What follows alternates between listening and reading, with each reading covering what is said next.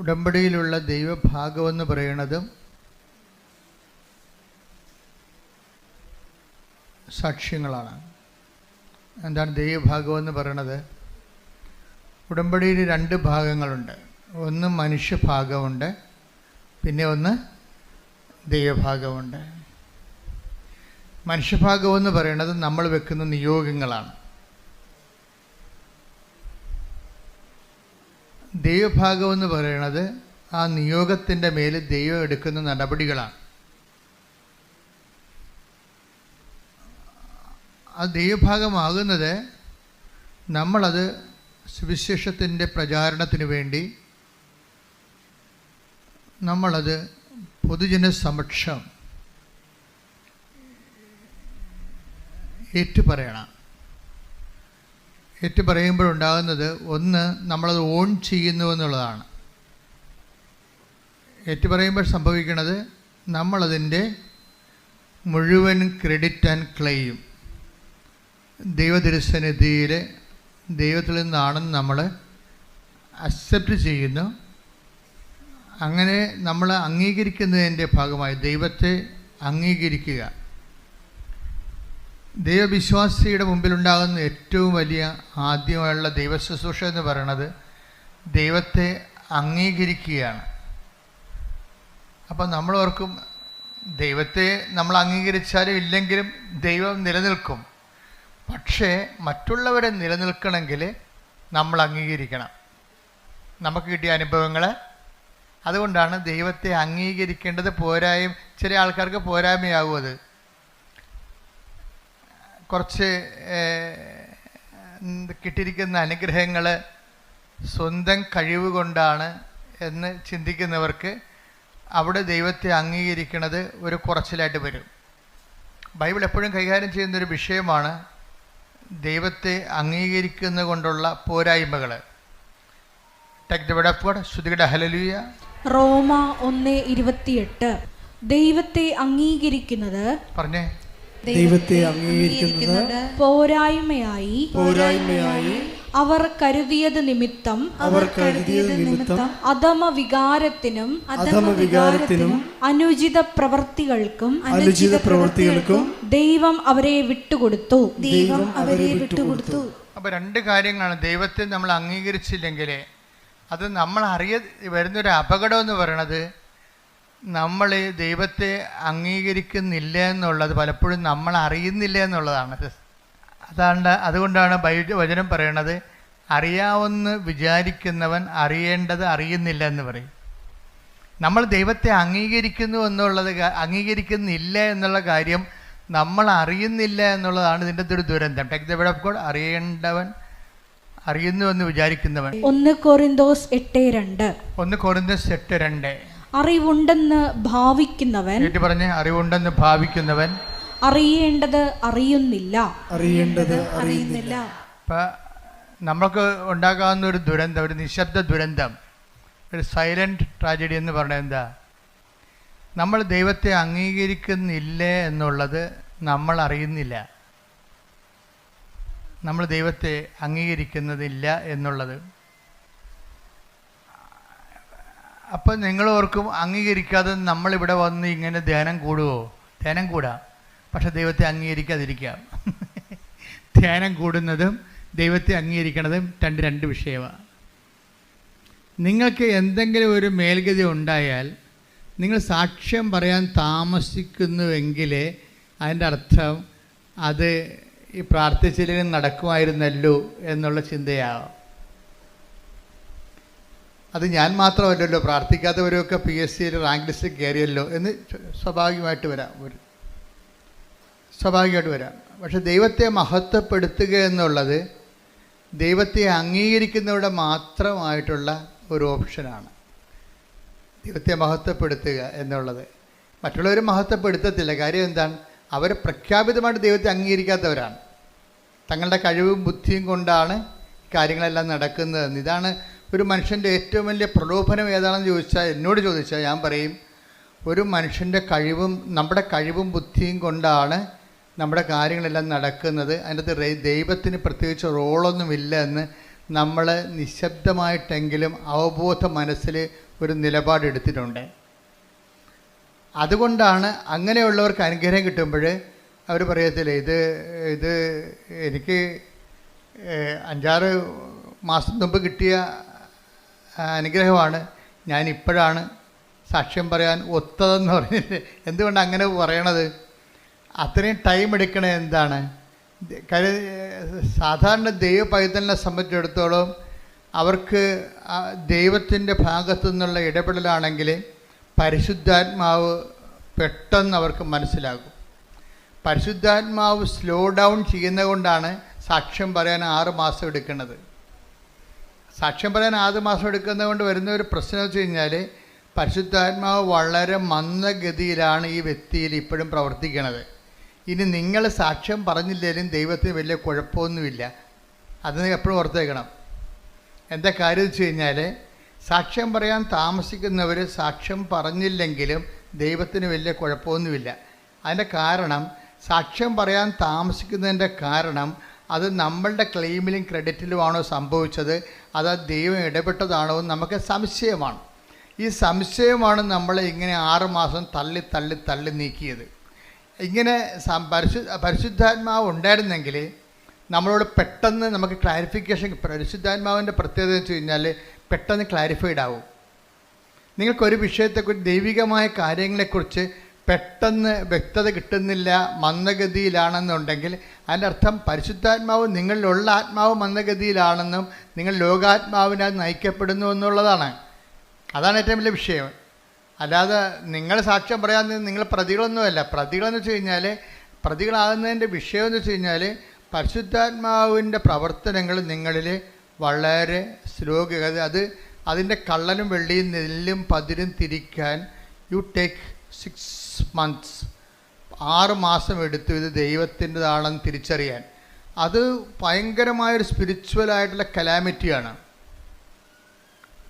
നമ്മുടെ അതായത് ആധ്യാത്മികമായിട്ട് വരുന്ന ഇതുപോലെയുള്ള ഒരു കലാമിറ്റി, എന്താ ദുരന്തം എന്ന് വെച്ച് കഴിഞ്ഞാൽ ദൈവികമായ പ്രവർത്തനങ്ങൾ അറിയാൻ, നമ്മൾ തന്നെ അറിയാൻ ടൈം എടുക്കുന്നത് അത് നിസ്സാര കാര്യമല്ല.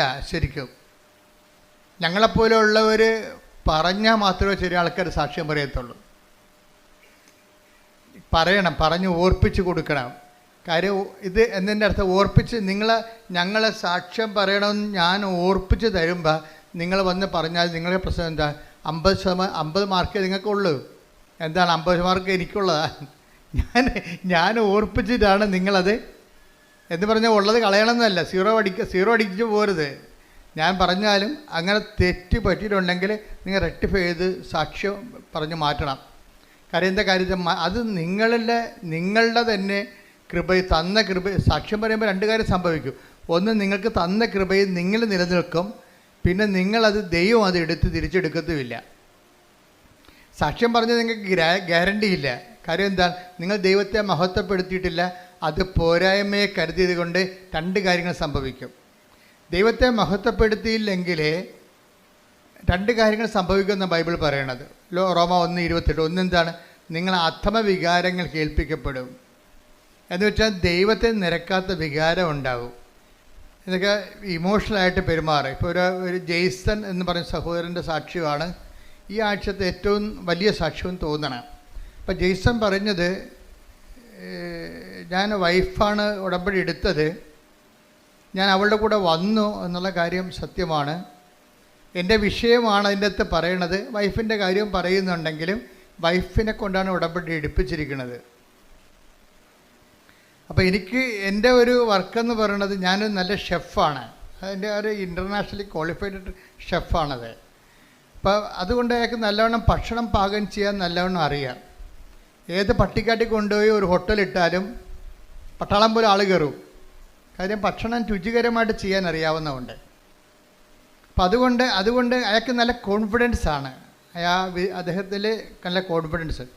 നമ്മളൊരു വിഷയം, ഈ ഓവർ കോൺഫിഡൻസുകാരെ അവർ ഡേഞ്ചർ സോണിലാണ്. എപ്പോഴും ഒരു വിഷയത്തെക്കുറിച്ച് ഓവർ കോൺഫിഡൻസുകാരില്ലേ, അമിതമായ ആത്മവിശ്വാസമുള്ളവർ ഡേഞ്ചർ സോണിലാണ്. അവർ 2 തരത്തിലുള്ള ഡേഞ്ചർ സോണിലാണ്. ഒന്ന്, ഓവർ കോൺഫിഡൻസുകാർക്ക് പറ്റണത് അവർ എല്ലാ കാര്യവും അവരുടെ അക്കൗണ്ടിലേക്കാണ് വരവ് വെക്കുന്നത്. ദൈവത്തിൻ്റെ അക്കൗണ്ടിലേക്ക് കൊടുക്കത്തില്ല. കാര്യം എന്താണ്? ഇപ്പം ദാനം ചെയ്യാത്തവരില്ലേ, ദാനം ചെയ്യാത്തവർ, ഇപ്പോൾ ഉടമ്പടി എടുത്തിട്ടും ദാനശീലം വരാത്തവരെന്താണ്? എന്തുകൊണ്ടാണ് ദാനം ചെയ്യാത്തവർ? ഉടമ്പടി എടുത്തു, പക്ഷേ എന്നാലും ദാനം ചെയ്യത്തില്ല. നിങ്ങൾ ഇവിടെ കുത്തിരിക്കുന്നത് കുറച്ച് പ്രൊഫഷണൽ ധർമ്മക്കാർക്ക് എന്തെങ്കിലും കൊടുക്കണ പോലെ അല്ല, അത് പിന്നെ അവരുടെ പ്രൊഫഷനാണ്.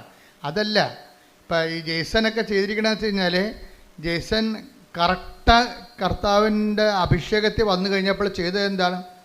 ആ നാട്ടിലുള്ള, എനിക്ക് തോന്നുന്നത് ഇവർ ഇവിടെയാണെന്ന് തോന്നണം, അതായത് ഇരിങ്ങാലിക്കൂടെ.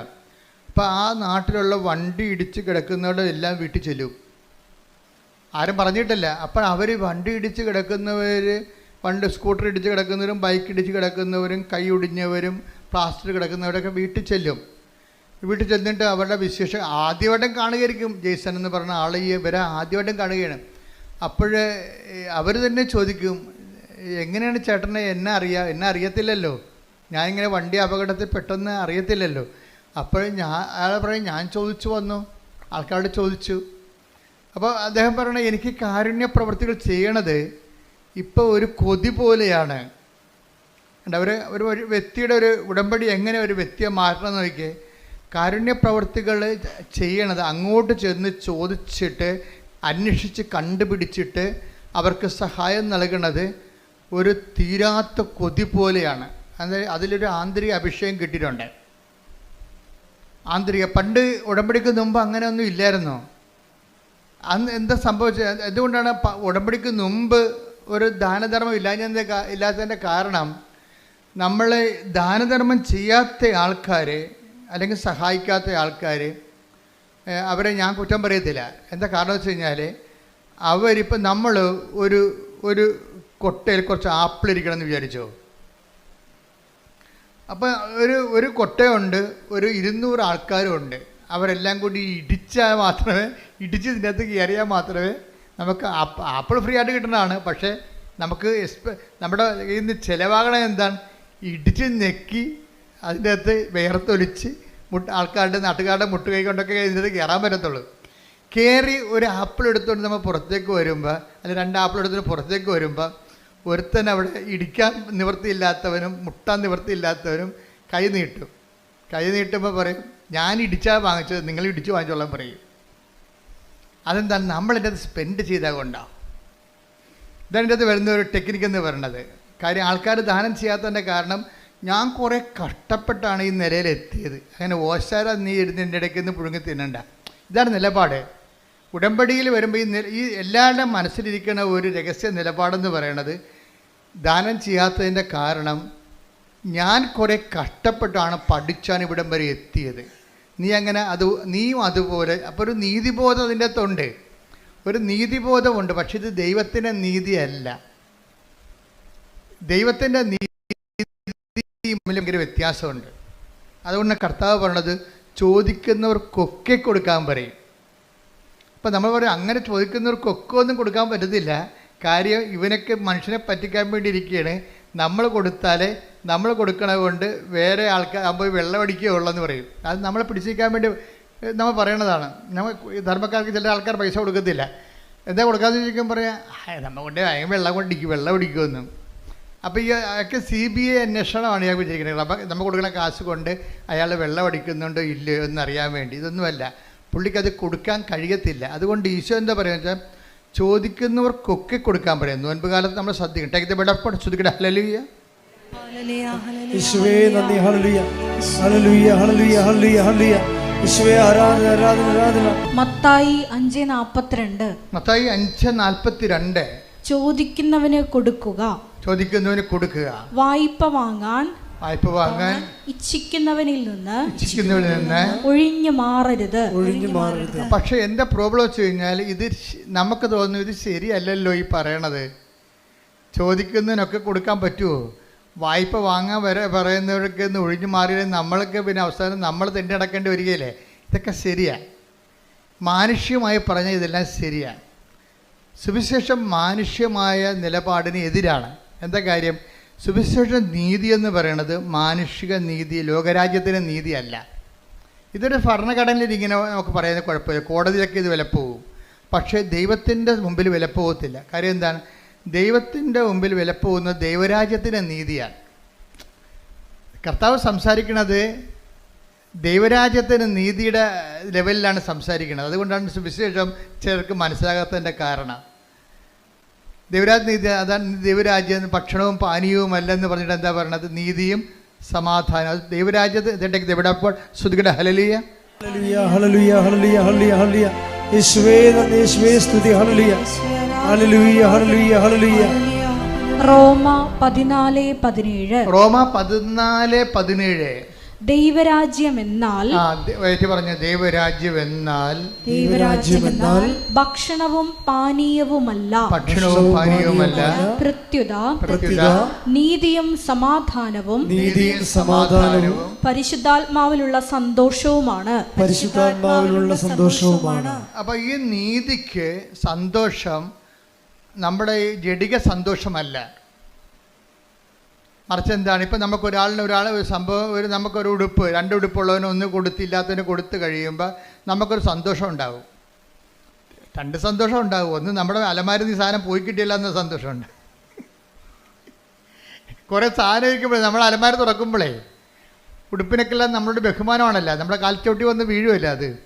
അപ്പോൾ വീട്ടുകാർ വിഷം ഉണ്ടാക്കി, ഇത് ആർക്കെങ്കിലും കൊടുക്കാൻ പാടില്ലേ എന്ന് വെച്ചാൽ അപ്പോൾ പറഞ്ഞാൽ നമ്മൾ പറയും ഇത് കണ്ടുമുട്ടേണ്ട ആൾക്കാരെ. ഇപ്പം എല്ലാവർക്കും ആവശ്യത്തിന് ഡ്രസ്സാണെന്ന് നമ്മൾ പറയും.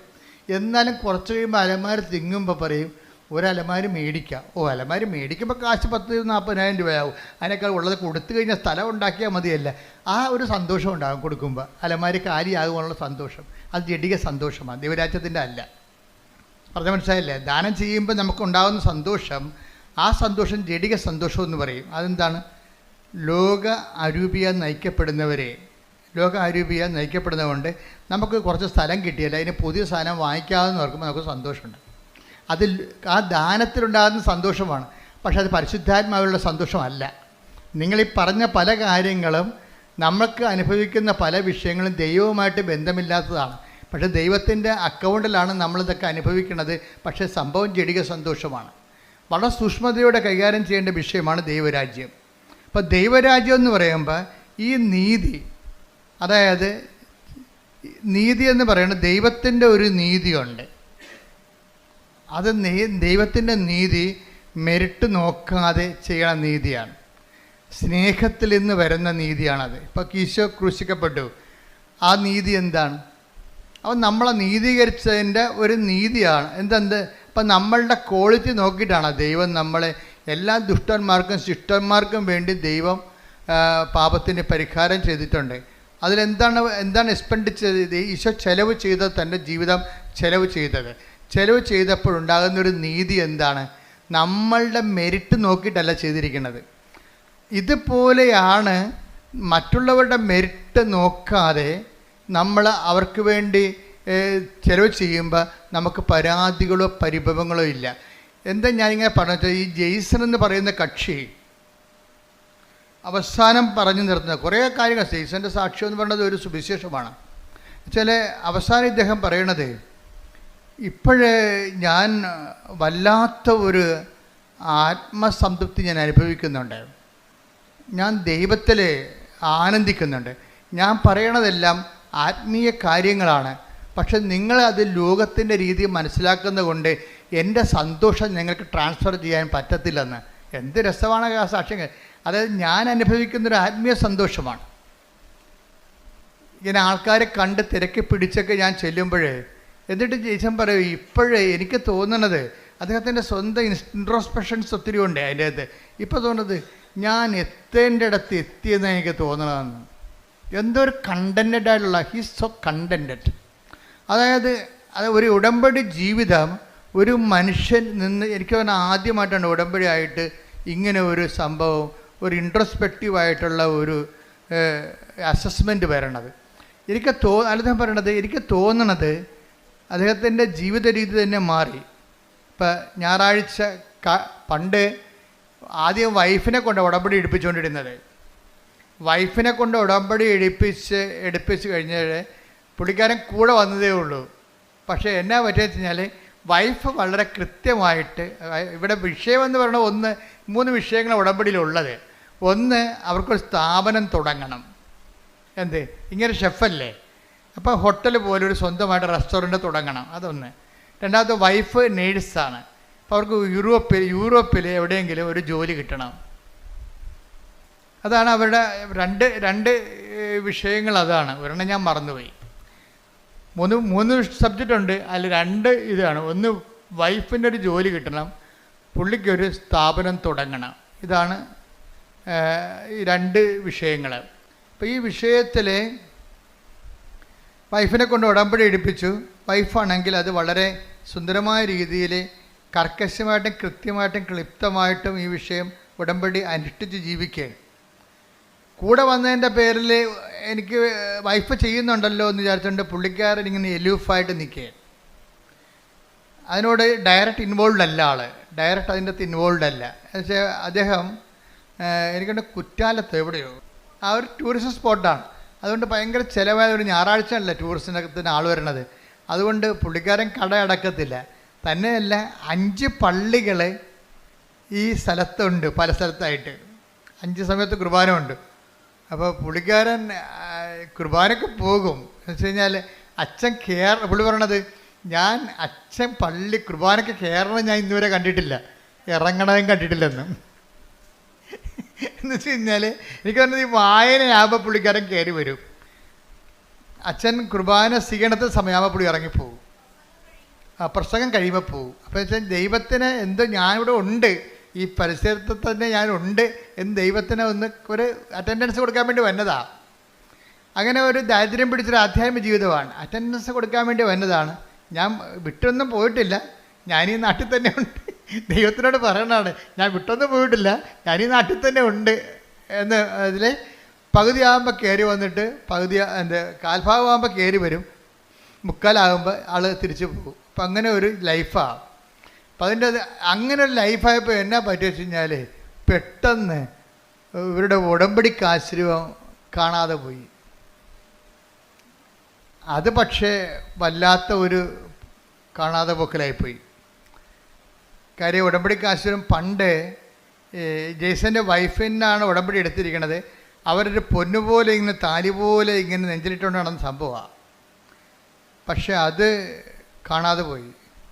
അവർ എറണാകുളത്ത് ഒരു സ്ഥലത്ത് പോയിട്ട് വന്നപ്പോൾ വീട്ടിൽ വന്ന് പിന്നെ ഒരു കടയിൽ പോയി കാപ്പി കുടിച്ചിട്ട് വീട്ടിൽ വന്നപ്പോൾ ഇത് കാണാനില്ല. വൈകുന്നേരം വൈഫാണെങ്കിൽ ഭ്രാന്ത് പിടിച്ച പോലെ. കാര്യം ഉടമ്പടിക്ക് ആശ്രയം എന്ന് പറഞ്ഞാൽ നിങ്ങൾക്ക് അറിയാമല്ലോ, അതാണ് അതിൻ്റെ ഉടമ്പടിയുടെ ആധാരമാണത്. പ്രമാണം പോയാൽ തീർച്ചയായിട്ടും ഉടമ്പടി ഞങ്ങളെ സംബന്ധിച്ച് നേരത്തെ നിങ്ങൾ പറഞ്ഞിട്ടുണ്ട്, it is equal to missing the covenant. പിന്നെ നിങ്ങൾ എന്ത് തലകുത്തി മറിഞ്ഞെന്ന് പറഞ്ഞാലും കൃപാസനം അംഗീകരിക്കത്തില്ല. എന്താ കാര്യം? ഉടമ്പടി പോയെന്ന് പറയും. കാര്യം ഉടമ്പടി ഏറ്റവും പ്രധാനപ്പെട്ട സംഭവം ഉടമ്പടിക്ക് ആശ്രയമാണ്. അപ്പോൾ എൻ്റെ മനസ്സിൽ ഈ പരിശുദ്ധ അമ്മ ആദ്യമേ തന്നത്, ഈ ഉടമ്പടിക്ക് ആശ്രയം മിസ്സായി കഴിഞ്ഞാൽ പിന്നെ ഉണ്ടാകുന്നൊരു വിഷയമെന്ന് പറയണത് ആ ഉടമ്പടി തന്നെ. കാര്യം ഉടമ്പടിക്ക് ആശ്രയം സൂക്ഷിക്കാൻ പറ്റാത്ത ആളിന് ഉടമ്പടി പാലിക്കാൻ പറ്റത്തില്ലെന്നുള്ളതാണ് ഞങ്ങൾക്ക് കിട്ടിയിരിക്കുന്ന റീഡിങ്. അതെപ്പോഴും ഓർത്തേക്കണം. ഉടമ്പടിക്ക് ആശ്രയം നിങ്ങളിൽ നിന്ന് മിസ്സായാൽ അതിൻ്റെ അർത്ഥം, എനിക്ക് അമ്മ എന്നോട് പറഞ്ഞിരിക്കുന്നത് അവളുടെ ഉടമ്പടിയിലല്ല എന്നാണ് പറഞ്ഞിരിക്കുന്നത്. ഉടമ്പടിയിലാണെങ്കിൽ ഒരിക്കലും മിസ്സാകത്തില്ല. ഞങ്ങൾ അതുകൊണ്ടാണ് ഒരിക്കലും ഉടമ്പടി, പണ്ട് ഞങ്ങൾ ഡ്യൂപ്ലിക്കേറ്റ് കൊടുക്കുമായിരുന്നു, ഇപ്പോൾ ഡ്യൂപ്ലിക്കേറ്റ് കൊടുക്കണില്ല. നിങ്ങൾക്ക് ഇഷ്ടമുണ്ടെങ്കിൽ പൊതി എടുക്കുക, അല്ലെങ്കിൽ ചാപ്റ്റർ ക്ലോസ് ചെയ്യാൻ പറയും, വണ്ടി വിട്ട് പോയിക്കൊള്ളാൻ പറയും. 2 ഓപ്ഷനേ ഉള്ളൂ. ഒന്നെങ്കിൽ ഉടമ്പടി കാശ് നഷ്ടപ്പെട്ടു പോയാൽ നിങ്ങൾക്ക് ഉടമ്പടി ജീവിക്കണമെന്നുണ്ടെങ്കിൽ പുതിയ ഉടമ്പടി എടുക്കണം, അല്ലെങ്കിൽ ഉടമ്പടി എന്നേക്കാൾ ബ്രേക്ക് ചെയ്തിട്ട് ആലപ്പുഴ വിട്ടു പോകാൻ പറയും. പിന്നെ ഈ ജന്മത്ത് ആലപ്പുഴ വരുമെന്ന് പറയും. എന്താ കാര്യം വെച്ച് കഴിഞ്ഞാൽ ഇത് വളരെ സീരിയസാണ്. കാര്യം ഉടമ്പടി ജീവൻ പണയം വെച്ച് ഉടമ്പടി ചെയ്യുന്ന ആൾക്കാരുണ്ട്. അത് ആത്മാർത്ഥമുണ്ടെങ്കിൽ ഉടമ്പടി ചെയ്യണമെങ്കിൽ ഉടമ്പടി കാശ് ഒരിക്കലും മിസ്സാകത്തില്ല. മിസ്സായാൽ മാതാവ് കാണിച്ചു തരും. അതാണ് രസം. ഭർത്താവ് നഷ്ടപ്പെട്ടെന്ന് പറഞ്ഞാലും കാണാനില്ലെന്ന് പറഞ്ഞാലും അച്ഛൻ ആ കേസ് പിടിക്കും. എന്താ കാര്യത്തിൽ എൻ്റെ മനസ്സിൽ പറഞ്ഞ അമ്മയ്ക്കറിയാമല്ലോ, അമ്മയല്ലേ ഏറ്റവും വലിയ സാറ്റലൈറ്റ് ക്യാമറ. അപ്പോൾ ഈ ആളെവിടെ ഉണ്ടെന്ന് അമ്മയ്ക്കറിയാമല്ലോ. അപ്പോൾ ഞാൻ പറയും, നീ ഫസ്റ്റ് ടൈം നിങ്ങൾ മെസ്സേജ് നിങ്ങളെ ഉടമ്പടി പോകും, ഇന്നലെ സെക്കൻഡ് ടൈമിൽ വരുമ്പോൾ നമുക്ക് മെസ്സേജ് എടുക്കാം, ആളിവിടെ ഉണ്ടെന്ന് പറയാം എന്നൊക്കെ പറയും. എന്താ പ്രശ്നം വെച്ച് കഴിഞ്ഞാൽ ഫസ്റ്റ് ടൈമിൽ മെസ്സേജ് എടുത്തു കഴിഞ്ഞാലും ചില ആൾക്കാർ നന്നാകത്തില്ല. അതെപ്പോഴും നമ്മൾ ശ്രദ്ധിക്കണം. എന്താ വെച്ച് കഴിഞ്ഞാൽ ഇത് അത്ര വലിയ ആനക്കാര്യമല്ല. പെട്ടെന്ന് കർത്താവിനെ കുറിച്ച് നമുക്കൊരു, നിങ്ങൾ ദൈവത്തിൻ്റെ ഉള്ളവരാണെങ്കിൽ അങ്ങനെ ഉണ്ട്. ഈ ദൈവത്തിനുള്ളവർ ഞങ്ങളെപ്പോഴും ശ്രമിക്കുന്നത് എന്താണെന്നറിയാമോ? നിങ്ങൾ ക്രിസ്തുവിനുള്ളവരാകാൻ വേണ്ടിയാണ് ഞങ്ങൾ ശ്രമിക്കുന്നത്. രണ്ട് തരം മനുഷ്യരുണ്ട്, ക്രിസ്തുവിനുള്ളവരുമുണ്ട്, ക്രിസ്തുവിനില്ലാത്തവരുമുണ്ട്. ഈ ഉള്ളവരോടാണ് പെട്ടെന്ന് ഈ ഉടമ്പടിയുടെ ഗുണം. Attack the word of God. നിങ്ങൾ ക്രിസ്തുവിനുള്ളവരാണെങ്കിൽ സ്തുതിക്കട്ടെ. ഹല്ലേലൂയ ഹല്ലേലൂയ ഹല്ലേലൂയ ഹല്ലേലൂയ. യേശുവേ നന്ദി, യേശുവേ സ്തുതി. ഹല്ലേലൂയ ഹല്ലേലൂയ ഹല്ലേലൂയ ഹല്ലേലൂയ ഹല്ലേലൂയ. യേശുവേ ആരാധന ആരാധന ആരാധന ആരാധന. മർക്കോസ് 9:41.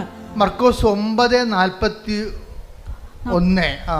നിങ്ങൾ ക്രിസ്തുവിനുള്ളവരാകയാൽ കേട്ടെ, നിങ്ങൾ ക്രിസ്തുവിനുള്ളവരാകയാൽ അവന്റെ നാമത്തിൽ ആരെങ്കിലും നിങ്ങൾക്ക് ഒരു പാത്രം വെള്ളം കുടിക്കാൻ തന്നാൽ അവന് പ്രതിഫലം ലഭിക്കാതിരിക്കുകയില്ല എന്ന് ഞാൻ നിങ്ങളോട് പറയുന്നു. അപ്പോൾ ഇത് ഞങ്ങളെപ്പോഴും എനിക്കിതിൻ്റെ ഗുഡൻസ് ഏറെക്കുറെ അറിയാവുന്നതുകൊണ്ട് ഞാൻ എപ്പോഴും ഉടമ്പടി ഭയങ്കര കാർക്കശ്യം കാണിക്കും. ഇവിടെയൊക്കെ ഭയങ്കര ബഹളമായിരിക്കും ചില സമയത്ത്. കുമ്പസാരമില്ല, കുർബാനയില്ല, എന്നിട്ട് കാര്യം കാണാൻ വേണ്ടി മാത്രം വയറ്റിപ്പഴപ്പിന് വേണ്ടി ദൈവത്തിനെ ദുർവിനിയോഗിക്കാൻ വരും. അതൊക്കെ ഭയങ്കര പടയിരിക്കും. പട കഴിഞ്ഞിട്ട് ഞാൻ പോകും. ഞാൻ പിന്നെ അടുത്ത കാര്യം ഈ അടുത്ത ആളിനെ അത് ബാധിക്കരുതല്ല. അതുകൊണ്ട് ഞാൻ ഇന്ന് പോയി വരുന്ന പ്രാർത്ഥിച്ചിട്ട് തിരിച്ചു വരും. കാര്യം ഈ സാധനത്തോട് നമുക്കൊന്നും നടക്കത്തില്ല. കാര്യം അവർ ദൈവത്തെ ദുർവിനിയോഗിക്കാൻ വേണ്ടി ഭൗതികമായ ആനുകൂല്യങ്ങൾക്ക് വേണ്ടി മാത്രം തന്നെയാണ്. അവർക്ക് ദൈവത്തെ വേണ്ട, ദൈവത്തിൻ്റെ ആനുകൂല്യങ്ങൾ മാത്രം മതി. അപ്പം അങ്ങനെ ഒരു വർഗമുണ്ട്. ദൈവത്തെ അവർക്ക് വേണ്ട, പിന്നെ എന്ത് വേണം? ദൈവത്തിൻ്റെ ആനുകൂല്യം വേണം. അതാണ് വിഷയം. അവന് ഒരിക്കൽ ക്രിസ്തീയ വിശ്വാസം ഉപേക്ഷിച്ചവരൊന്നും ഞാൻ മോണിറ്റർ ചെയ്യത്തില്ല. കാര്യം ക്രിസ്തീയ വിശ്വാസം കർത്താവ് വിശുദ്ധമായ രക്തത്താൽ അവൻ്റെ രക്തം കൊടുത്ത് വീണ്ടെടുത്തിട്ട് ദൈവം സൗജന്യ ദാനമായിട്ട് നൽകിയതാണത്. ആരെങ്കിലും കണ്ണി കാണുന്നതിനെ കണ്ടപ്പോൾ തന്നെ ഈ വിശ്വാസം നഷ്ടപ്പെടുത്തിക്കൊണ്ട് അവൻ്റെ പുറകെ പോയിട്ട് നാളെ ഇവിടെ വന്ന് സാക്ഷ്യം പറയാൻ പറഞ്ഞാൽ ഐ വിൽ നോട്ട് അലവ്. എന്താ അലവ്? അക്രൈസ്തവർ വരുമ്പോൾ ഞാൻ അക്സെപ്റ്റ് ചെയ്യും. പക്ഷേ വിശ്വാസം കിട്ടിയവൻ ഒരിക്കൽ ആ വിശ്വാസം ഏതെങ്കിലും മാംസളമായ കാര്യം കുറച്ചുകൂടി കൊള്ളാവുന്നൊരു മാംസത്തെ കണ്ടപ്പോൾ, കുറച്ച് കൊള്ളാവുന്ന ജോലിയുള്ളവനെ കണ്ടപ്പോൾ ക്രിസ്തീയ വിശ്വാസം നഷ്ടപ്പെടുത്തിയിട്ടുള്ള ആൾക്കാരുണ്ട്. അവരെ സംബന്ധിച്ചിടത്തോളം ആൾക്കാർക്കാരെ സമ്മതിക്കത്തില്ല. എന്താ കാര്യം? അവർക്ക് അനുതാപം ഉണ്ടാകണം. വേറെ ഒരു വഴി അവിടെ മുമ്പിലില്ല. അവർക്ക് ഈ വിഷയത്തെക്കുറിച്ച് തങ്ങൾ ആത്മാവിനും അവിടെ രക്തത്തിൽ പെടുന്ന കുഞ്ഞുങ്ങളെ വിശ്വാസം വളർത്താൻ അവർക്ക് കഴിഞ്ഞിട്ടില്ല. അതിനുള്ള സാഹചര്യം ഒരുക്കാരൊക്കെ പറ്റിയിട്ടില്ല. അതുകൊണ്ട് തന്നെ അവർക്ക് ആധ്യാത്മികമായ ബാധ്യതയുണ്ട്. എന്ന് വെച്ചാൽ അവർ രക്ഷപ്പെടത്തിലൊന്നും ഞാൻ പറയത്തില്ല. പക്ഷെ അവർക്ക് എന്ത് ചെയ്യണം? അവർക്ക് ഈ വിഷയത്തെക്കുറിച്ച് അനുതാപം ഉണ്ടാകണം. കാര്യം ഞാൻ ഒരിക്കൽ പ്രകാശം ലഭിച്ച ആളാണ്. ഞാനൊരിക്കൽ പ്രകാശം ലഭിച്ച ഒരാളാണ് ഞാൻ. ആ പ്രകാശത്തെ ഞാൻ നഷ്ടപ്പെടുത്തി. എന്താണ്? ഒരു ലൈൻ അടിച്ച് ലവ് അടിച്ച് അവരെ കണ്ടപ്പോൾ കർത്താവിനെ അവൻ മറന്നു. അപ്പോൾ നിങ്ങൾ പറയും, ഞാൻ കർത്താവിനൊന്നും മറന്നിട്ടില്ല, ഞാനിപ്പോഴും പ്രാർത്ഥിക്കുന്നുണ്ട്. നിങ്ങളറിയാമല്ലോ, നിങ്ങളുടെ രക്തത്തിൽ പെടുന്ന കുഞ്ഞിനെ, വിവാഹത്തിലുണ്ടാകുന്ന കുഞ്ഞുങ്ങളെ പുണ്യപൂർണ്ണം വളർത്താൻ വേണ്ടിയാണ് വിവാഹം സഭയിൽ സ്ഥാപിച്ചിരിക്കുന്നത്.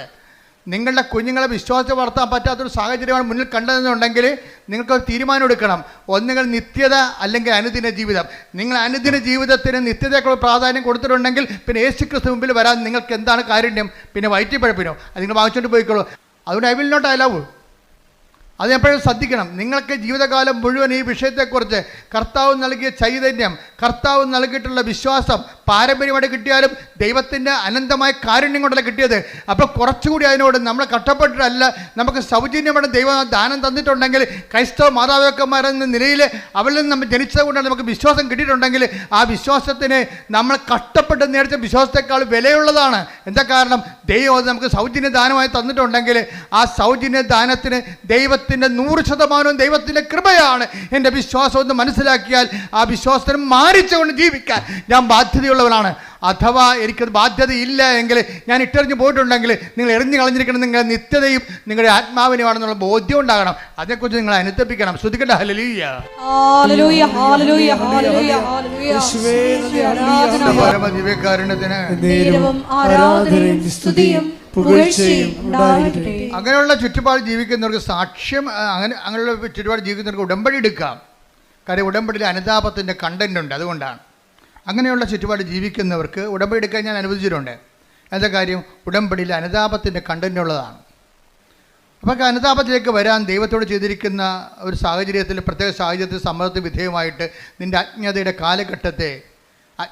കാലഘട്ടത്തെ ദൈവത്തെക്കുറിച്ച് അറിയാമായിരുന്നിട്ടും അറിയാമെന്ന സാഹചര്യം ഉണ്ടായിട്ടും ചില ആൾക്കാർക്ക് അറിയേണ്ടത് അറിയുന്നില്ല എന്ന് അറിഞ്ഞിരിക്കുന്നവനെന്ന് പറയുന്നവൻ അറിയേണ്ടത് അറിഞ്ഞിട്ടില്ല. നമ്മൾ നേരത്തെ വായിച്ചതുപോലെ അജ്ഞതയുടെ ഒരു കാലഘട്ടം ഉണ്ടാകും.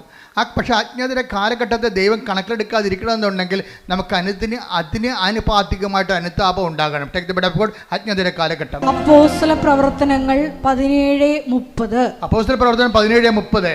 അജ്ഞതയുടെ കാലഘട്ടങ്ങളെ അജ്ഞതയുടെ കാലഘട്ടങ്ങളെ ദൈവം കണക്കിലെടുത്തില്ല. എന്നാൽ ഇപ്പോൾ എല്ലായിടത്തുമുള്ള സകല ജനങ്ങളും പശ്ചാത്തപിക്കണമെന്ന് അവിടുന്ന് ആജ്ഞാപിക്കുന്നു. ആഗ്രഹിക്കണമല്ല, ആജ്ഞാപനമാണ്. മനസ്സിലായില്ലേ? ആത്മരക്ഷയുടെ ഭാഗമായതുകൊണ്ടാണ് ഇത് ആജ്ഞാപനം വന്നത്. അല്ലെങ്കിൽ ആഗ്രഹിച്ചാൽ മതി. അജ്ഞതയുടെ കാലഘട്ടത്തിൽ ദൈവം കണക്കിലെടുത്തില്ല. പക്ഷേ എന്താ പ്രശ്നം? ഇപ്പോഴാകട്ടെ എല്ലായിടത്തുമുള്ള എല്ലാവരുമാണ്. ആർക്കും ഒഴിവൊഴിവില്ല. എല്ലായിടത്തുമുള്ള എല്ലാവരും അനുതപിക്കണമെന്ന് അവിടുന്ന് ആജ്ഞാപിക്കുന്നു. നിന്റെ ഒരു ദുരന്തം ദൈവത്തിൻ്റെ ആജ്ഞാപനമായിട്ട് നീ തിരിച്ചറിയണം. ഇപ്പം കാശുരം കളഞ്ഞു പോയതൊരു ദുരന്തമാണ്. ആ ദൈവത്തിൻ്റെ ആജ്ഞാപനമായിട്ട് അയാൾ തിരിച്ചറിയണം. എന്താ കാര്യം? കാശുരുവൻ കളഞ്ഞു പോയ ഉടനെ ആ വൈഫ് അത് ശരിക്കും പറഞ്ഞാൽ അതിനു വേണ്ടി അവർ കാപ്പ കുടിച്ച കടയിൽ പോയി. പിന്നെ തലേ ദിവസം സുഭാഷ് പാർക്കിൽ പോയായിരുന്നു. വെളുപ്പിനെ വന്നിട്ട് സുഭാഷ് പാർക്ക് തുറപ്പിച്ചു. അതിനകത്ത് അവരിരുന്ന സ്ഥലത്ത് പോയി നോക്കി, അവിടെ കണ്ടില്ല. കുറേ കഷ്ടപ്പെട്ട് അവസാനം ഇവിടെ വന്ന് അന്നത്തെ കാലത്ത് ഡ്യൂപ്ലിക്കേറ്റ് വാങ്ങിച്ചുകൊണ്ട് പോയി. ഇന്ന് ഡ്യൂപ്ലിക്കേറ്റ് പോലും ഇല്ലെന്ന് ഓർത്തേക്കണം കേട്ടോ. അങ്ങനെ സംഭവമേ ഇല്ല ഇപ്പം. പക്ഷേ എന്ത് പറ്റി? ഡ്യൂപ്ലിക്കേറ്റ് വാങ്ങിച്ചുകൊണ്ട് പോയിട്ടും പെട്ടെന്ന് കാര്യങ്ങൾ സംഭവിച്ചു. എന്താണ്? അവർക്ക് അവരുടെ പ്രോസസ്സായിട്ടിരിക്കുകയായിരുന്നാണ്. അവരുടെ വിസ പ്രോസസ്സായിട്ടിരിക്കുകയായിരുന്നു. അത് മൊത്തം അടലപടലാടെ ഇങ്ങനെ പൊളിഞ്ഞു വീണ് എല്ലാം ക്യാൻസലായി. പിറ്റേ ദിവസം അവരയച്ച പത്രം, പിറ്റേ ആഴ്ചയിൽ അവരയച്ച മുഴുവൻ അപേക്ഷ റിജക്റ്റ് ചെയ്ത് അതുപോലെ തന്നെ കൊറിയറിൽ തിരിച്ചു വന്നു. ഇയാൾ ആശ്രയം വെച്ചുള്ള കടകളിൽ കച്ചവടം കുറഞ്ഞു. നോക്കിയാൽ എല്ലാം, അതായത് നമ്മൾക്ക് വരാൻ പോകുന്ന ദുരന്തമാണ്. അജ്ഞതയുടെ കാലഘട്ടത്തിൽ ദൈവം കണക്കിലെടുത്തില്ല. എന്നാൽ ഇപ്പോൾ എല്ലായിടത്തുമുള്ള എല്ലാവരും അനുതപിക്കണമെന്ന്. ഒരു ദുരന്തം വരുമ്പോൾ അനുതാപമാണ് ഉദ്ദേശിക്കുന്നത്. ദുരന്തത്തിൽ എല്ലാ ചെറിയ ഒരു വിശപ്പ് പോലും ഒരു ദുരന്തമാണ്. ഒരു രോഗം പോലും ഒരു ദുരന്തമാണ്. അതുകൊണ്ടല്ലേ 13:4 വായിച്ചോളൂ ലൂക്കായുടെ സുവിശേഷം. ശ്രുതികട ഹല്ലേലൂയ ഹല്ലേലൂയ ഹല്ലേലൂയ ഹല്ലേലൂയ യേശുവേ നന്ദി. ഹല്ലേലൂയ ഹല്ലേലൂയ ഹല്ലേലൂയ ഹല്ലേലൂയ ഹല്ലേലൂയ ഹല്ലേലൂയ ഹല്ലേലൂയ ഹല്ലേലൂയ. സീലോഹായിലെ ഗോപുരം ഇടിഞ്ഞു വീണ്. ദുരന്തം പിന്നെ കണ്ട 13:4 എന്താ പറയണത്? ഏറ്റു പറഞ്ഞ സിലോഹായിലെ ഗോപുരം ഇടിഞ്ഞു വീണ് കൊല്ലപ്പെട്ട ആ 18 പേർ അന്ന് ജെറുസലേമിൽ വസിച്ചിരുന്ന എല്ലാവരെയും കുറ്റക്കാരായിരുന്നു എന്ന് നിങ്ങൾ വിചാരിക്കുന്നുണ്ടോ? അല്ല എന്ന് ഞാൻ പറയുന്നു. പശ്ചാത്തപിക്കുന്നില്ലെങ്കിൽ നിങ്ങൾ എല്ലാവരും അതുപോലെ നശിക്കും. ദുരന്തത്തിന്റെ ഉദ്ദേശം എന്താണ്? പശ്ചാത്താപമാണ്. സിമ്പിളല്ലേ? ക്രിസ്തുവിന്റെ കാലത്ത് സംഭവിച്ച ഒരു വർത്തമാനകാല ന്യൂസാണത്. വർത്തമാനം. അന്ന് സിലോഹയിലെ ഗോപുരം വീണ് കുറച്ച് പേര് മരിച്ചു. ആ വാർത്ത കർത്താവിനോട് പറഞ്ഞപ്പോൾ കർത്താവ് എന്താ പറഞ്ഞത്? അവരെല്ലാവരെക്കാൾ പാപികളാണെന്ന് ഞാൻ കരുതണില്ല, പക്ഷെ പശ്ചാത്താപിച്ചില്ലെങ്കിൽ നിങ്ങളുടെ അവസ്ഥയും ഈ ദുരന്തം ക്ഷണിച്ചു വരുത്തിയിരിക്കും ചെയ്യണതെന്ന്. ആ സത്യമായ ദൈവത്തിൻ്റെ തിരുസന്നിധി വരുമ്പോൾ ദൈവം നമ്മളെ വഴി നടത്താൻ വേണ്ടി നമുക്കൊരു നമ്മുടെ ജീവിതത്തിൽ നമ്മളെ വിവേചിച്ച് എന്തെങ്കിലും ഇപ്പം നിങ്ങൾ എന്തെങ്കിലും ഒരു ദുരന്തം എന്ന് പറയുമ്പോൾ മുഴുവനും മരണമാണെന്ന് ചിന്തിക്കേണ്ട കാര്യമില്ല. നമ്മുടെ വിശ്വാസം റിജക്റ്റ് ചെയ്യുന്നത് ഒരു ദുരന്തമാണ്. പരീക്ഷയ്ക്ക് ഒരു വിഷയം കാണാതിരിക്കണതും ഒരു മൊഡ്യൂൾ കിട്ടാതിരിക്കണത് ഒരു ദുരന്തമാണ്. കാര്യം വീണ്ടും നമ്മൾ റിപ്പീറ്റ് ചെയ്യണ്ടേ? വീണ്ടും കാശ് മുടക്കണ്ടേ?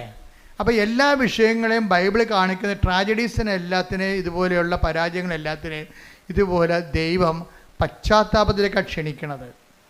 ഇപ്പം എന്താ, ഇവിടെ കാശിനെ കളഞ്ഞുപോയി, അതൊരു ദുരന്തമാണ് ശരിക്കും പറഞ്ഞാൽ. കാശിനെ കളഞ്ഞുപോയി, അതോടുകൂടി ദുരന്തം പടപെടാൻ സംഭവിക്കും. വിസ പോയി, വിസ എല്ലാം തിരിച്ചു വന്നു. അതുപോലെ തന്നെ ഹോട്ടലിൻ്റെ അകത്ത് കച്ചവടം കുറഞ്ഞു. അപ്പോൾ അതിന് ജെയ്സൺ പറയണത് എങ്ങനെയാ വെച്ച് കഴിഞ്ഞാൽ, ഭാര്യ ഉടമ്പടി ജീവിക്കുന്നുണ്ടെങ്കിലും ഞാൻ ആ വീട്ടിൽ താമസിക്കുന്നുണ്ടല്ലോ, എനിക്കാണെങ്കിൽ ഒരു കുഴപ്പമുണ്ട്, വാ പിടിച്ചാൽ ഞാൻ തെറി പറയുമെന്ന്. അധികം ഓർക്കൊന്നും, അതായത് ഭാര്യ ഉടമ്പടി എടുത്തിട്ടും ഭർത്താവ് തെറി പറയണത്, കാര്യം പുള്ളിക്കാരൻ ആൾക്കാരെ കൊണ്ട് അനുവദിപ്പിക്കണമെന്നുണ്ടെങ്കിലേ, ഇപ്പം ഈ നമ്മുടെ ഭായിമാരല്ലേ ഇപ്പം നമ്മുടെ ഹോട്ടലിലൊക്കെ ഉള്ളത്, അപ്പം നമുക്ക് ഹിന്ദി അറിയാൻ പറ്റില്ല, പിന്നെ തെറിയല്ലേ പറയാൻ പറ്റത്തുള്ളൂ. ഇതാണ് ഇവിടുത്തെ അവസ്ഥ. ഹിന്ദി അറിയാൻ പറ്റാത്തത് കൊണ്ട് അവനെ പറഞ്ഞ് സമ്മതിപ്പിക്കാൻ വേണ്ടി തെറി പറയും. അപ്പോൾ ഇങ്ങനെയൊക്കെ ഇതൊന്നും സുവിശേഷമായിട്ട് ജീവിക്കാൻ പറ്റത്തില്ല. നിങ്ങൾ ദ്വയാർത്ഥ പ്രയോഗങ്ങൾ, പിന്നെ വെച്ചുള്ള സംസാരങ്ങൾ, അതുപോലെ തന്നെ എന്താണ് ദൈവത്തിന് നിരക്കാത്ത ഈ സംസാരത്തിനകത്ത് വരുന്ന പാകപ്പിഴകൾ, ഇതൊക്കെ നിങ്ങൾ ശ്രദ്ധിക്കണം വളരെയായിട്ട്. കാര്യം നിങ്ങൾ സുവിശേഷം വായിക്കുകയും സുവിശേഷം പറയുകയും ചെയ്യുന്ന നാവിനെ കൊണ്ടാണ് നിങ്ങളിതുപോലെയുള്ള. അതുകൊണ്ട് ഈ വിഷയത്തിലൊക്കെ എല്ലാം ദൈവം കുറച്ച് ശരിയാകും, കുറച്ച് ശരിയാകത്തില്ലെന്നല്ല. ദൈവത്തിൻ്റെ ഒരു പ്രശ്നം എല്ലാം ശരിയാകണമെന്ന് തന്നെയാണ്. അപ്പം അതുകൊണ്ട് പ്രാർത്ഥിക്കുക, കർത്താവായ ദൈവമേ, ഉടമ്പടി ഒരു ജീവിതക്രമം എന്ന നിലയിലെ വിശുദ്ധിയോടെ ജീവിക്കുവാൻ എന്റെ ജീവിതത്തിൽ വന്നു പോയിട്ടുള്ള അപരാധങ്ങൾക്ക് അനുതാപത്തോടെ ജീവിക്കുവാൻ എനിക്ക് പശ്ചാത്താപത്തിന്റെ അഭിഷേകം നൽകണമേ. ശ്രദ്ധിക്കട്ടെ.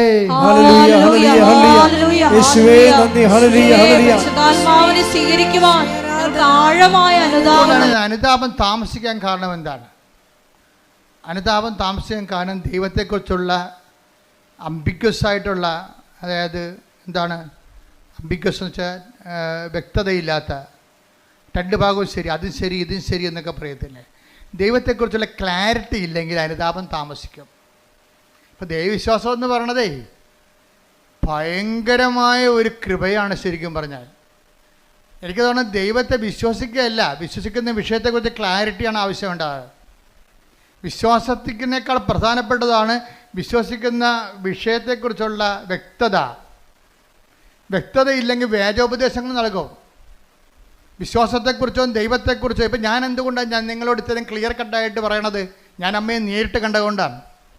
അമ്മയെ നേരിട്ട് കണ്ടിട്ടുള്ള അതിന് ശേഷമുള്ള എൻ്റെ നിലപാടുകളും അമ്മയെ കാണുന്നുമുള്ള നിലപാടുകൾക്കും വ്യത്യാസമുണ്ട്. നേരത്തെ കാണുന്നതിന് മുമ്പ് ആൾക്കാരെ കോംപ്രമൈസ് ചെയ്താണ് ഞാൻ സംസാരിച്ചുകൊണ്ടിരുന്നത്. അതിനെക്കുറിച്ച് ഇരിക്കുന്ന പശ്ചാത്താപമുണ്ട്. അതായത് ദൈവത്തെക്കുറിച്ച് വ്യക്തതയില്ലെന്നുണ്ടെങ്കിൽ ആൾക്കാർ ഒത്തുതീർപ്പിന് വിധേയമാകും. അതും ശരി, ആ മതവും ശരി, ഈ മതവും ശരി, അവർ കാണിക്കണത് ശരി, ഇവർ കാണിക്കണത് ശരി. ആൾക്കാർക്ക് ദൈവത്തെക്കാൾ പ്രാധാന്യം കൊടുക്കും.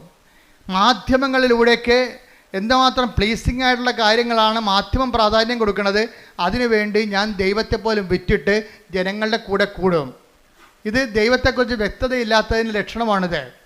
അത് സഭയുടെ ഉന്നത ശ്രേണിയിൽ ഇരിക്കുന്നവർക്ക് പോലും ഈ അസുഖം വരാൻ സാധ്യതയുണ്ട്. എന്താ കാര്യം? എപ്പോഴും മീഡിയാസിനെ ഇങ്ങനെ കണ്ടുകൊണ്ടിരിക്കുമ്പോൾ ആൾക്കാർക്ക് അപ്പീലിംഗ് ആയിട്ടുള്ള കാര്യങ്ങൾ പറയാൻ വേണ്ടി ബാധ്യസ്ഥമായി വരുമ്പോൾ ദൈവത്തെ നമ്മൾ തള്ളി മാറ്റിയിട്ട് ജനങ്ങളുടെ കൂടെ കൂടും. ഇതെല്ലാം പറ്റും. വിശ്വാസത്തിൽ ഡൈലൂഷൻ ആകുകയും ചെയ്യും, വ്യക്തത കുറഞ്ഞു പോവുകയും ചെയ്യും, അനുതാപം താമസിക്കുകയും ചെയ്യും. പ്രാർത്ഥിക്കുക, കർത്താവായ ദൈവമേ, വിശ്വാസത്തിൽ വ്യക്തത വരികയും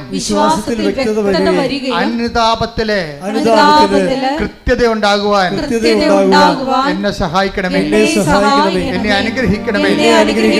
ശ്രദ്ധിക്കട്ടെ.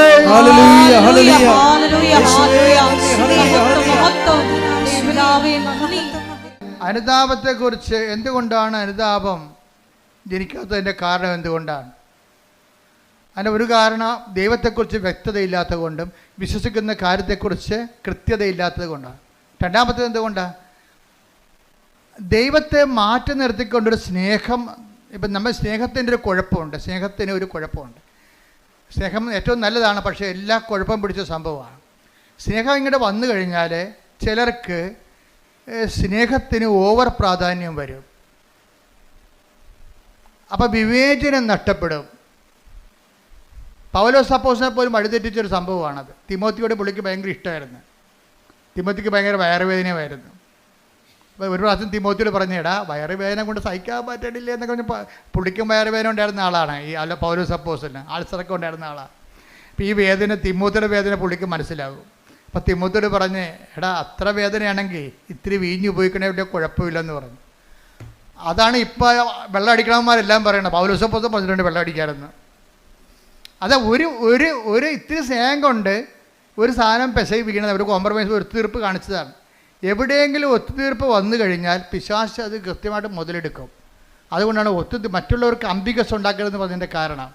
എവിടെയെങ്കിലും ഒത്തുതീർപ്പ് വന്നാൽ പിശാച് തന്ത്രപരമായിട്ട് നമ്മളത് ഉപയോഗിക്കുകയും ചെയ്യും, മുതലെടുക്കുകയും ചെയ്യും. അതുകൊണ്ട് തന്നെ ഈ വ്യക്തിതയിൽ നിങ്ങൾ സ്നേഹം കൂടുമ്പോൾ ആ സ്നേഹം കർത്താവ് പറയും എന്താണ്, എല്ലാത്തിനുപരിയായി ദൈവത്തെ അതാണ് വിഷയം പറയണത്.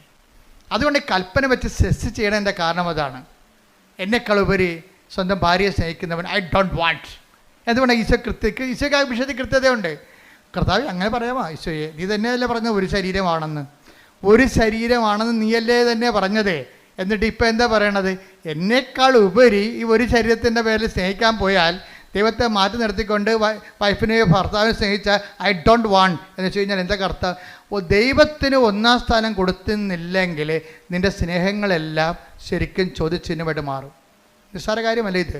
Take the bed of God. സ്തുതിക്കട്ടെ. ഹല്ലേലൂയ ഹല്ലേലൂയ ഹല്ലേലൂയ ഹല്ലേലൂയ. യേശുവേ നന്ദി. ഹല്ലേലൂയ ഹല്ലേലൂയ.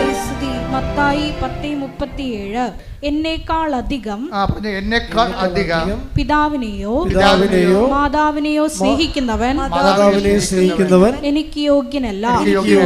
എന്നേക്കാൾ അധികം പുത്രനെയോ പുത്രിയെയോ സ്നേഹിക്കുന്നവനും എനിക്ക് യോഗ്യനല്ല. അപ്പോൾ എന്താ പ്രശ്നം വെച്ച് കഴിഞ്ഞാൽ നമ്മളെ ചിലർ കുഞ്ഞുങ്ങളോട് സ്നേഹം കാരണം ഒന്നും മിണ്ടത്തില്ല. ചില കുഞ്ഞുങ്ങളോട് ചില അമിത 2 കുഞ്ഞുങ്ങളുടെ കാരണം അമ്മമാർക്ക് ഭയങ്കര 2 കുഞ്ഞുങ്ങളായതാണ് ഏറ്റവും കൂടുതൽ കുഴപ്പമായിരിക്കണം. മുഴുവനും 2 കുഞ്ഞുങ്ങളായത് കാരണം കുഞ്ഞുങ്ങളെ വെറുപ്പിക്കാതിരിക്കണം. അവൻ പള്ളിയിൽ പോകണില്ല, ഞായറാഴ്ച കിടന്ന് ഉറക്കമാണെങ്കിലും കിടക്കട്ടെ, ഇന്നലെ കുറേ പഠിച്ച് കാണും, കൊണ്ടാ പോരെ. ഈ പിശാചിനെ നിലത്തിലടിക്കണം പിടിച്ച്.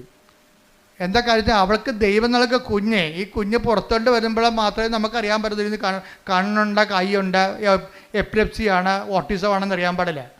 ദൈവം നല്ല കുഞ്ഞിനെ തന്നപ്പോഴേ ആ ദൈവത്തിനെയാണ് കുഞ്ഞിനേക്കാൾ കൂടെ സ്നേഹിക്കേണ്ടത്. ഇതിന് ഓട്ടിസം ആണെങ്കിൽ നീ എന്ത് ചെയ്തേനെ, ഇവിടെ കണ്ടിട്ടില്ലേ, നിങ്ങൾ കണ്ടിട്ടില്ലേ, കരഞ്ഞ് വിളിച്ച്. എനിക്ക് അവരോട് കാണുമ്പോൾ സങ്കടം തോന്നും. എന്ന് വെച്ച് കഴിഞ്ഞാൽ എനിക്ക് അരമണിക്കൂർ സഹിക്കാൻ പറ്റില്ല കുഞ്ഞുങ്ങളൊന്നും ബഹളം ഉണ്ടാക്കുന്നത്. ഇവിടെയുള്ള എല്ലാ രോഗികളെയും അവർ ഡിസ്റ്റർബ് ചെയ്യും. അപ്പം ഞാൻ ഓർക്കും, ദൈവം ഈ ഈ കുഞ്ഞിനെയും കൊണ്ട് ജന്മം മുഴുവനും കൊണ്ടു നടക്കണമല്ല. എൻ്റെ ദൈവവേദലേ, നിനക്കൊരു കുഞ്ഞിനെ ഉണ്ടെങ്കിൽ അതിന് ഓട്ടിസം ഇല്ലാതെ ഹൈപ്പർ ആക്ടിവിറ്റി ഇല്ലാതെ ഒരു കുഞ്ഞിനെ നീ പ്രസവിച്ച് വളർത്തുന്നുണ്ടെങ്കിലേ ആ കുഞ്ഞിനേക്കാൾ കൂടി നീ ദൈവത്തെ സ്നേഹിച്ചില്ലെങ്കിൽ അത് പ്രമാണത്തിനെതിരായിട്ട് വരും. എന്താ കാര്യം, നീ നിൻ്റെ കുഞ്ഞിനേക്കാൾ ഉപരി ദൈവത്തെക്കാൾ ഉപരി നിൻ്റെ കുഞ്ഞിനെ സ്നേഹിക്കുന്നു. അവന് വേദപാഠം നോക്കണില്ല, അവൻ്റെ പ്രാർത്ഥനാ ജീവിതം നോക്കണില്ല, അതുപോലെ തന്നെ അവൻ്റെ അവൻ്റെ കുർബാന കടം നോക്കണില്ല. അപ്പം നിങ്ങളവർക്ക് ഇതൊക്കെ ഇപ്പോഴും നമ്മൾ ചോദിക്കും, ഇപ്പോഴെന്ത് ജാതിയും മതവും ഇപ്പോൾ ഒന്നുമില്ല. ജാതിയും മതമായാലും എല്ലാം നിങ്ങൾക്ക് പണിയായിരിക്കും. ദൈവത്തിൽ നിരക്കാത്തൊരു ജാതി കൊണ്ടുവരുന്ന കാര്യമില്ല. പക്ഷെ അതല്ല പ്രശ്നം. നിൻ്റെ ആത്മാവിനെ ഈശോ എന്താ പറഞ്ഞത്, നിങ്ങൾ ലോകം മുഴുവൻ നേടും, അമേരിക്കയിലും പോകും, അതുപോലെ തന്നെ നിങ്ങൾ PhD എടുക്കും, നിങ്ങൾ പറയുന്ന കേംബ്രിഡ്ജിൽ നിങ്ങൾ പ്രൊഫസറുമാകും. ലോകം മുഴുവനും നേടിയാലും നിൻ്റെ ആത്മാവ് നഷ്ടപ്പെട്ടാൽ എന്ത് പ്രയോജനം? Take the bed of God. ശ്രദ്ധിക്കട്ടെ. ഹല്ലേലൂയ ഹല്ലേലൂയ ഹല്ലേലൂയ ഹല്ലേലൂയ. യേശുവേ നന്ദി. ഹല്ലേലൂയ ഹല്ലേലൂയ. മത്തായി 16:26 ഒരുവൻ ലോകം മുഴുവൻ നേടിയാലും സ്വന്തം ആത്മാവിനെ നഷ്ടപ്പെടുത്തിയാൽ അവന് എന്ത് പ്രയോജനം? ഒരുവൻ സ്വന്തം ആത്മാവിന് പകരമായി എന്തു കൊടുക്കും? ഇപ്പം എന്താ പ്രശ്നം വെച്ച് കഴിഞ്ഞാൽ, പിശാചിൻ്റെ ഒരു തന്ത്രം എന്ന് വെച്ച് കഴിഞ്ഞാൽ ആത്മാവ് ഇല്ലെന്ന് അങ്ങോട്ട് പറഞ്ഞേക്കും. പറഞ്ഞ് തീർന്നില്ല പരിപാടി. കർത്താവ് കടക്കൽ കൊണ്ട് കത്തി വെച്ചിരിക്കുകയാണ്. വൃക്ഷങ്ങളുടെ വേരിന് കൊടലേക്ക് പറഞ്ഞിരിക്കണത് എന്താണ്? നിങ്ങൾ ലോകം മുഴുവൻ നേടിയാലും, എല്ലാവരും മനുഷ്യൻ്റെ പറക്കാൻ പാച്ച എന്താണ്? അവൻ ആഗ്രഹിക്കുന്ന ലോകം, അവൻ ഉദ്ദേശിക്കുന്ന ലോകം, അവൻ സങ്കല്പിക്കുന്ന ലോകം നേടാൻ വേണ്ടിയല്ലേ? നിങ്ങൾ ഉടമ്പടി എടുത്തിരിക്കുന്ന ഉദ്ദേശം എന്താണ്? നിങ്ങൾ സങ്കല്പിക്കുന്ന ലോകം നേടാൻ വേണ്ടിയാണ്. പക്ഷെ കർത്താവ് ചോദിക്കുന്നത് എന്താണ്? ഈ സങ്കല്പിക്കുന്ന നിയോഗങ്ങളെല്ലാം നിറവേറിയാലും ആത്മാവ് നഷ്ടപ്പെട്ടാൽ എന്ത് പ്രയോജനം? അഥവാ ആത്മാവിന് പകരമായി നീ എന്ത് കൊടുക്കും? ശ്രുതികട ഹല്ലേലൂയ. ഹല്ലേലൂയ ഹല്ലേലൂയ ഹല്ലേലൂയ. യേശുവേ ആരാധന. Hallelujah hallelujah. Praise the Lord. അപ്പോൾ ദൈവം ചിലപ്പോൾ നമ്മൾ ഒരു വീട്ടിലെ ഒരാളെങ്കിലും ഉണ്ടെങ്കിൽ, ഞാൻ പണ്ട് പറയുമായിരുന്നു, നീ ഒരാളെങ്കിലും നിൻ്റെ വീട്ടിലുണ്ടെങ്കിൽ, ദൈവമായിട്ട് ബന്ധമുള്ള ഉണ്ടെങ്കിൽ ദൈവം ആ വീടിനെ കളയത്തില്ല. അതുകൊണ്ടാണ് ഞാൻ ആരെങ്കിലും ഒരാളെങ്കിലും ഉണ്ടെങ്കിൽ ആ വീട് അക്സെപ്റ്റ് ചെയ്യുന്ന കാര്യം എന്താണ്. ഇപ്പോൾ നിങ്ങൾ 4 പേരുണ്ട്, ആ 3 പേരും പോക്കാണെന്ന് വിചാരിച്ചോ, ഒരാളവിടെ ഉണ്ട്. ആ ഒരാളെ പ്രതി ദൈവം ആ വീട് കളയത്തില്ല. ഇപ്പം എൻ്റെ വൈഫിൻ്റെ കാശവും കളഞ്ഞ്, വൈഫിൻ്റെ ജോലിയും പോയി, അവിടെ വീടെല്ലാം കൂപ്പ് കുത്തുകയാണ് ഇപ്പോൾ ജെയ്സൻ്റെ. അപ്പോൾ ജെയ്സൻ്റെ വീട് കൂപ്പ് കുത്തിയപ്പോൾ ജെയ്സൻ്റെ ശ്രദ്ധയിൽപ്പെട്ട് ഈ സംഭവം എല്ലാം കൈവിട്ട് പോകണമല്ല എന്ന് വിചാരിച്ച്. അപ്പോഴും ഒരാൾ കറങ്ങിത്തിരിഞ്ഞ് ഇയാളെ വീട്ടിൽ വരും. അമ്മ അങ്ങനെ ആളെ സെൻഡ് ചെയ്യും, അമ്മ ഒരാളെ സെൻഡ് ചെയ്യും. അപ്പോൾ ജെയ്സൻ്റെ വീട്ടിൽ വന്നപ്പോൾ ജെയ്സൺ പറഞ്ഞു, ഇപ്പോൾ ഭയങ്കര വലിച്ചിലാ, എൻ്റെ വൈഫിൻ്റെ ജോലിയെല്ലാം റിജക്റ്റായി, പിന്നെ എൻ്റെ ജോലിയും ശരിയാകണില്ല, ഞാൻ ട്രൈ ചെയ്തിട്ടും കിട്ടണില്ല, കടയൊക്കെ വിൽക്കാൻ പോവുകയാണ് എന്ന് പറഞ്ഞു. അപ്പോൾ ഉടനെ അയാൾ പറഞ്ഞേ, കൃപാസനത്തിൽ പോയായിരുന്നു, ഉടമ്പടി എടുത്തായിരുന്നു. ആരെടുത്ത്? വൈഫാണ് എടുത്തിരിക്കണത്. അപ്പോൾ ഉടനെ ഈ ആ കൂട്ടുകാരൻ പറയവേ, ഏയ് നീയല്ലേ എടുക്കേണ്ടതല്ലേ, വൈഫല്ലല്ല എടുക്കേണ്ടത്. തെറ്റിപ്പോയി, എടുത്തപ്പോൾ തെറ്റിപ്പോയി. ജെയ്സൺ ഈ സമയത്ത് സ്കൂട്ടായതാണ്. വൈഫിൻ്റെ പെടലേക്ക് വെച്ചിട്ട് അവളെ ഉപവസിക്കട്ടെ, ഞാനിങ്ങനെ തോന്നിയ ദിവസം തെറിയും പറഞ്ഞ് നടക്കുന്ന ആളല്ലേ. അതുകൊണ്ട് വൈഫിനെ കൊണ്ട് എടുപ്പിച്ച്. പക്ഷേ ഉടമ്പടി ഇവിടെ അക്സെപ്റ്റ് ആയിട്ടില്ല. കാശുരൂപം കാണാതെ പോയി. കാര്യം എന്താ? ഈ ഉടായ്പ് ജെയ്സൻ്റെ കയ്യിൽ ഈ ഉടായ്പിരിപ്പുണ്ട്. എന്താ കാര്യം? വൈഫിനെ കൊണ്ട് ഉടമ്പടി എടുപ്പിച്ചിട്ട് പുള്ളിക്ക് കൈ നനയാതെ മീൻ പിടിക്കണം. ഇത് നടക്കത്തില്ല, ഈ സംഭവം നടക്കത്തില്ല. ഇത് എപ്പോഴും നമ്മൾ ശ്രദ്ധിക്കണം കേട്ടോ. നിങ്ങൾ അപ്പനെയും അമ്മനെയും കൊണ്ട്, നിങ്ങളുടെ കാര്യത്തിന് അപ്പനെയും അമ്മനെയും കൊണ്ട് ഉടമ്പടി എടുപ്പിക്കുന്നതിനേക്കാൾ നല്ലത് നിങ്ങൾ തന്നെ എടുക്കുന്നതാണ് നല്ലത്. കാര്യം ദൈവം സത്യസന്ധമായിട്ട് നിൽക്കുന്ന കാരണം നിങ്ങളുടെ കള്ളക്കളികളെല്ലാം ദൈവത്തിന് അറിയാൻ പറ്റും. അതുകൊണ്ട് അത് ഇപ്പോൾ കാശുരൂപ, നിങ്ങളുടെ വീട്ടിൽ കാശുരൂപൊക്കെ ഇരിപ്പുണ്ടാവും, പക്ഷേ ഉടമ്പടി കളഞ്ഞു പോയി കാണും. എന്താ കാര്യം? ദൈവത്തിനറിയാം ഇത് നിങ്ങളുടെ വിഷയമല്ല, യഥാർത്ഥ പ്രതി വേറെയാണ്. ഇപ്പോൾ പോലീസുകാർ കൊലപാതകമൊക്കെ നടന്നു കഴിയുമ്പോൾ പാർട്ടിക്കാരൊക്കെ വേറെ പ്രതികളെ കൊടുക്കുമല്ല. ഇപ്പോൾ ഉണ്ടാകുന്നറിയത്തില്ല, പണ്ടൊക്കെ ഉണ്ടായിരുന്നു, സത്യമായിട്ട് ഉണ്ടായിരുന്നു. അപ്പം പെട്ടെന്ന് ആൾക്കാർ തണുത്ത് കുത്തിക്കൊന്നവനെ പിടിച്ചെന്ന് പറഞ്ഞപ്പോൾ തന്നെ തണുത്ത്. ആ പിടിച്ചവനാരാണ്? അവനിതോട്ടൊരു ബന്ധമില്ല, അവൻ സ്ഥിരമായിട്ട് പിടികൊടുക്കുന്ന ആളാണ്. പക്ഷെ പത്രത്തെ പേര് വരും, അത് വരുമ്പോൾ പ്രതിയെ പിടിച്ചു. പക്ഷേ ഇത് പോലീസിലും നാട്ടിലൊക്കെ നടക്കും, പക്ഷേ ദൈവത്തിനും നടക്കത്തില്ല. പ്രതി ആരാണ്? ജെയ്സനാണ്. പിടിച്ചിരിക്കണ ആരാണ്? ഭാര്യയാണ് പിടിച്ചിരിക്കണത്. അത് ഏക്കത്തില്ല, സംഭവം ചെയ്തില്ല, അത് റിജക്റ്റായി. കാശുരൂപം പോയി, മൊത്തം സാധനം ഉടമ്പടി വെച്ച സാധനം മൊത്തം തിരിച്ചു വരാൻ തുടങ്ങി. അപ്പോഴീ കൂട്ടുകാരൻ പക്ഷെ പറഞ്ഞപ്പോൾ ദൈവം ഇവരെ കൈവിടാഞ്ഞത് കൊണ്ട്, ദൈവം ഇതിൻ്റെ പിന്നിലുള്ളത് കൊണ്ട്, കൂട്ടുകാരൻ പറഞ്ഞപ്പോൾ തന്നെ ജെയ്സന് പെട്ടെന്ന് കത്തി. ശരിയാണല്ല, എൻ്റെ കയ്യിലല്ലേ ഉടായ്പിരിക്കണത്. പക്ഷേ അയാളെ ബേസിക്കായിട്ട് നല്ല മനുഷ്യനാണ്, അതുകൊണ്ടല്ല അയാൾ പിന്നീട് ഉടമ്പടി വിജയിക്കണത്. അയാൾ മോശംകാരനല്ല. ഈ ഉടമ്പടി എടുത്തിട്ട് അതിൻ്റെ ചമ്മലിൽ ചെന്ന് ചാരണ്ട എന്ന് വിചാരിച്ചുകൊണ്ട് പുള്ളിക്ക് ഫ്രീ ആയിട്ട് പോകാൻ വേണ്ടി ഒരു ഫ്രീ മൂവിങ്ങിന് വേണ്ടി ചെയ്തതാണ്. ഫ്രീ മൂവിങ്ങിന് വേണ്ടി എന്ത് ചെയ്ത്? ദൈവത്തെ ഒഴിവാക്കി. അതും ദൈവത്തെ അംഗീകരിക്കണത് പോരായ്മയായിട്ട് കരുതിയതാണ്. ജീസൻ പറയുന്നുണ്ട്, എൻ്റെ വളർച്ച എൻ്റെ കഴിവ് കൊണ്ടാണെന്ന് ഞാൻ ധരിച്ചത് കൊണ്ടാണെന്ന്. നല്ല ഷെഫല്ലേ പുള്ളി. അപ്പം നിങ്ങൾക്ക് എക്സ്പീരിയൻസ് ആകാം, നിങ്ങൾ ചിലപ്പോൾ നിങ്ങൾക്ക് നല്ല എക്സ്പീരിയൻസ് ഉണ്ടാകാം, നല്ല ബുദ്ധി ഉണ്ടാകാം. നിങ്ങളുടെ മാർക്ക് വർഷം നിങ്ങളുടെ ഇത്രയും നല്ല നിങ്ങളുടെ മാർക്കെല്ലാം പരിശോധിക്കുമ്പോൾ നിങ്ങളുടെ ബുദ്ധിയുടെ ഒരു വലിയ കോൺഫിഡൻസ് ഉണ്ടാകാം. പക്ഷെ ദൈവത്തിന് നിങ്ങൾക്ക് നിങ്ങളുടെ താല്പര്യം ഉണ്ടെന്നുണ്ടെങ്കിൽ, അല്ലാത്തെങ്കിൽ നിങ്ങളിങ്ങനെ ഇതിൻ്റെ പുറകെ പോയി വല്ല ശാസ്ത്രജ്ഞ വല്ലതൊക്കെ ആയിട്ട് കുറച്ചുമ്പോൾ ചത്തുപോകാൻ പറയും. ദൈവമാണ്. പക്ഷെ നിങ്ങളിൽ ദൈവത്തിന് ആകർഷണമായ എന്തെങ്കിലും കണ്ടൻറ്റ് വൈസ് നിങ്ങളുടെ കുടുംബത്തിലോ ഉണ്ടെങ്കിൽ നിങ്ങൾ ദൈവത്തിൻ്റെ ആളാണ്. അതാണ് ഞാൻ ആദ്യമേ പറഞ്ഞത്. നിങ്ങൾ ക്രിസ്തുവിനുള്ളവരാണെങ്കിൽ അത് ക്രിസ്തു നിങ്ങളെ കൈമോശം വരാതിരിക്കാൻ സൂക്ഷിക്കും. ക്രിസ്തുവില്ലെങ്കിൽ പ്രശ്നമൊന്നുമില്ല, ദൈവത്തിന് റിസ്ക് ഇല്ല കാര്യത്തിൽ. എവിടെയെങ്കിലും പോയി തൊലയണമെന്ന് പറയും, നോ പ്രോബ്ലം.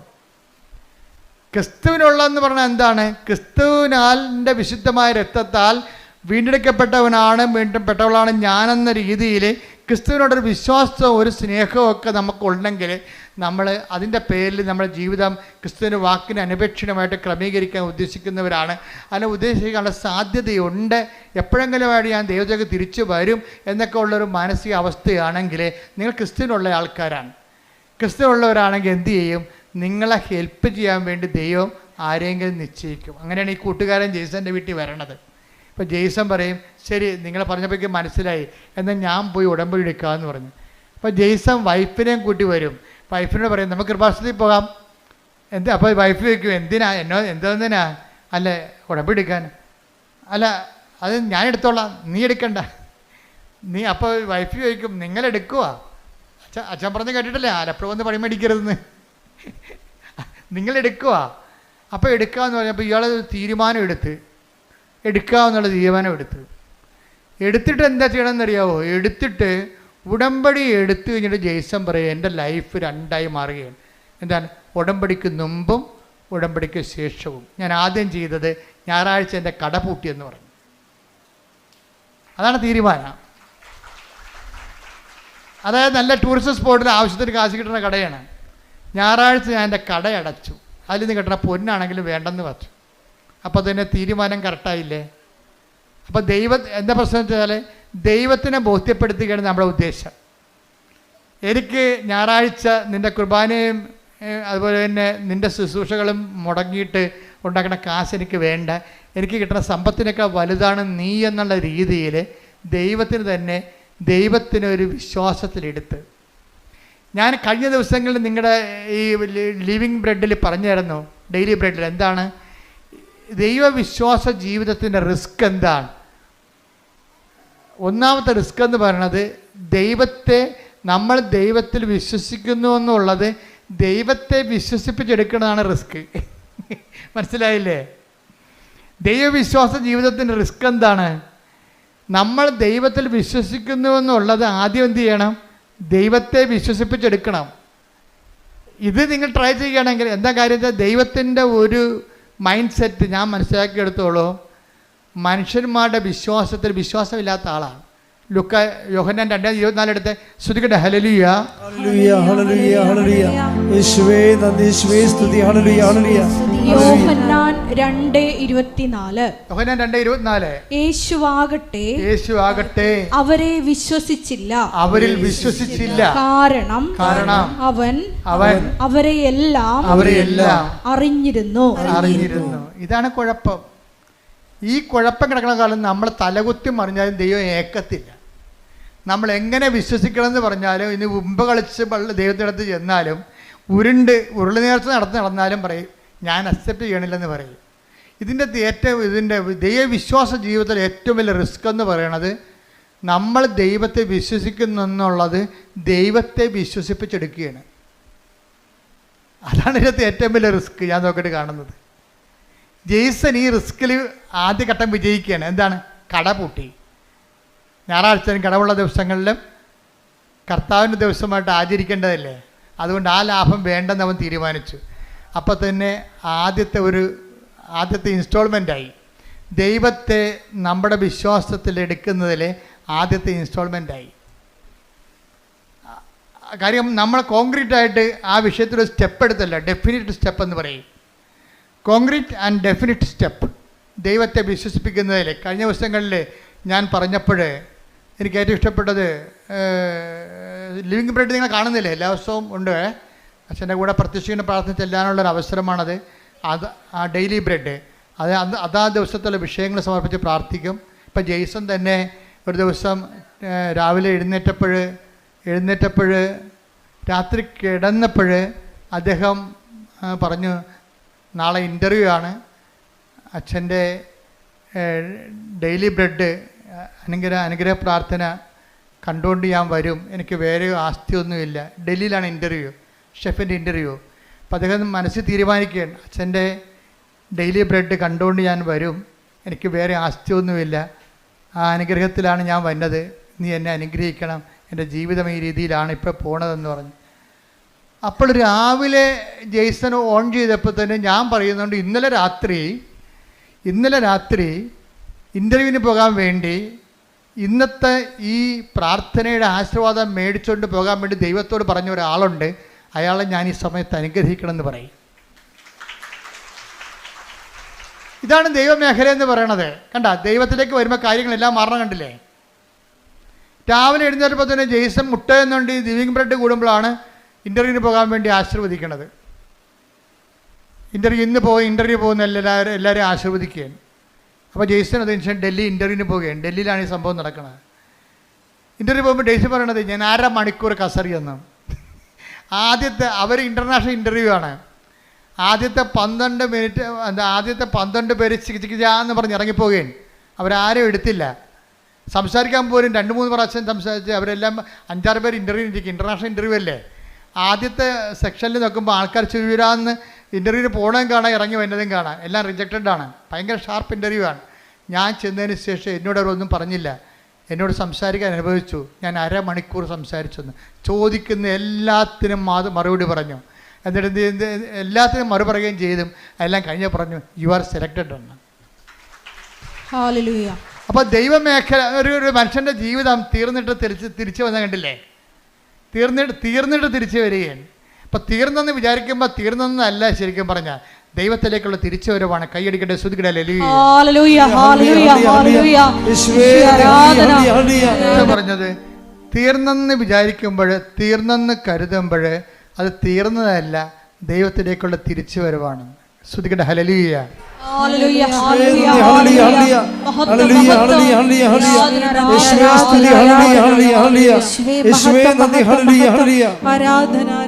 അപ്പൊ ജെയ്സന്റെ കാലം എന്താ വെച്ച് കഴിഞ്ഞാൽ, ജെയ്സന്റെ ഈ ഉടമ്പടി എടുത്തതിന് ശേഷം ഈ മനുഷ്യൻ പരിശുദ്ധാത്മാവ് നിറഞ്ഞിട്ട് പിന്നെ ഞാൻ പറഞ്ഞ തിരക്കി പിടിച്ച് നടന്ന് ഉപവിപ്രവർത്തനങ്ങൾ ചെയ്യാൻ.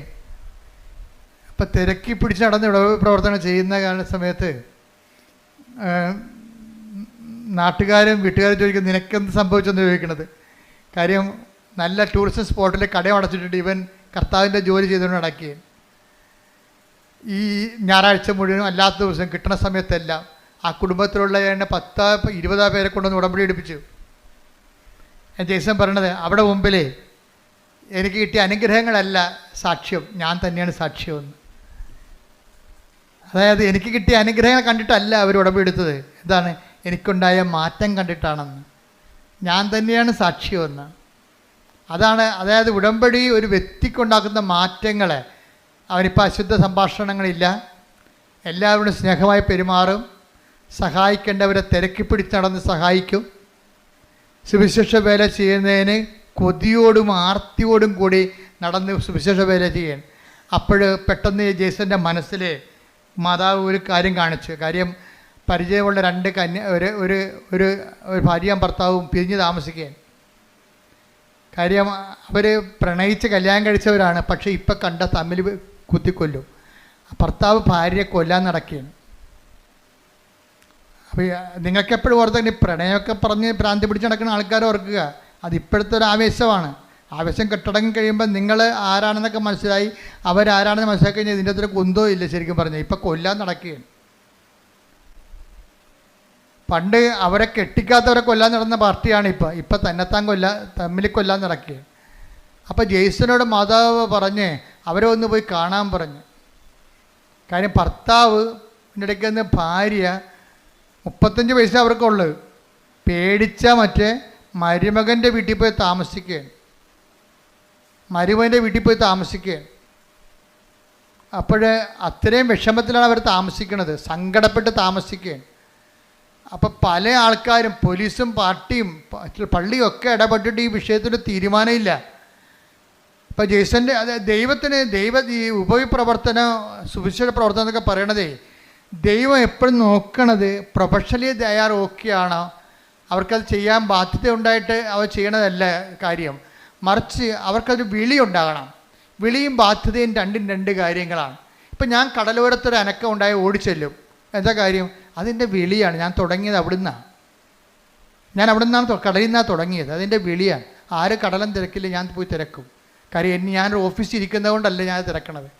ചിലർക്ക് ഓഫീസ് കൊടുത്താൽ മാത്രമേ അവരതിൻ്റെ അകത്ത് വരും. ഇപ്പോൾ വില്ലേജ് ഓഫീസർ വരും, തഹസിൽദാർ വരും, ബിക്കോസ് അവർക്ക് അതിൻ്റെ ഓഫീസുണ്ട്, അതുകൊണ്ട് വരുന്നതാണ്. ആ ഓരോ ഓഫീസില്ലെങ്കിൽ ഞാൻ പോകും. എന്താ കാര്യം? അത് വിളി വേറെ, ബാധ്യത വേറെ.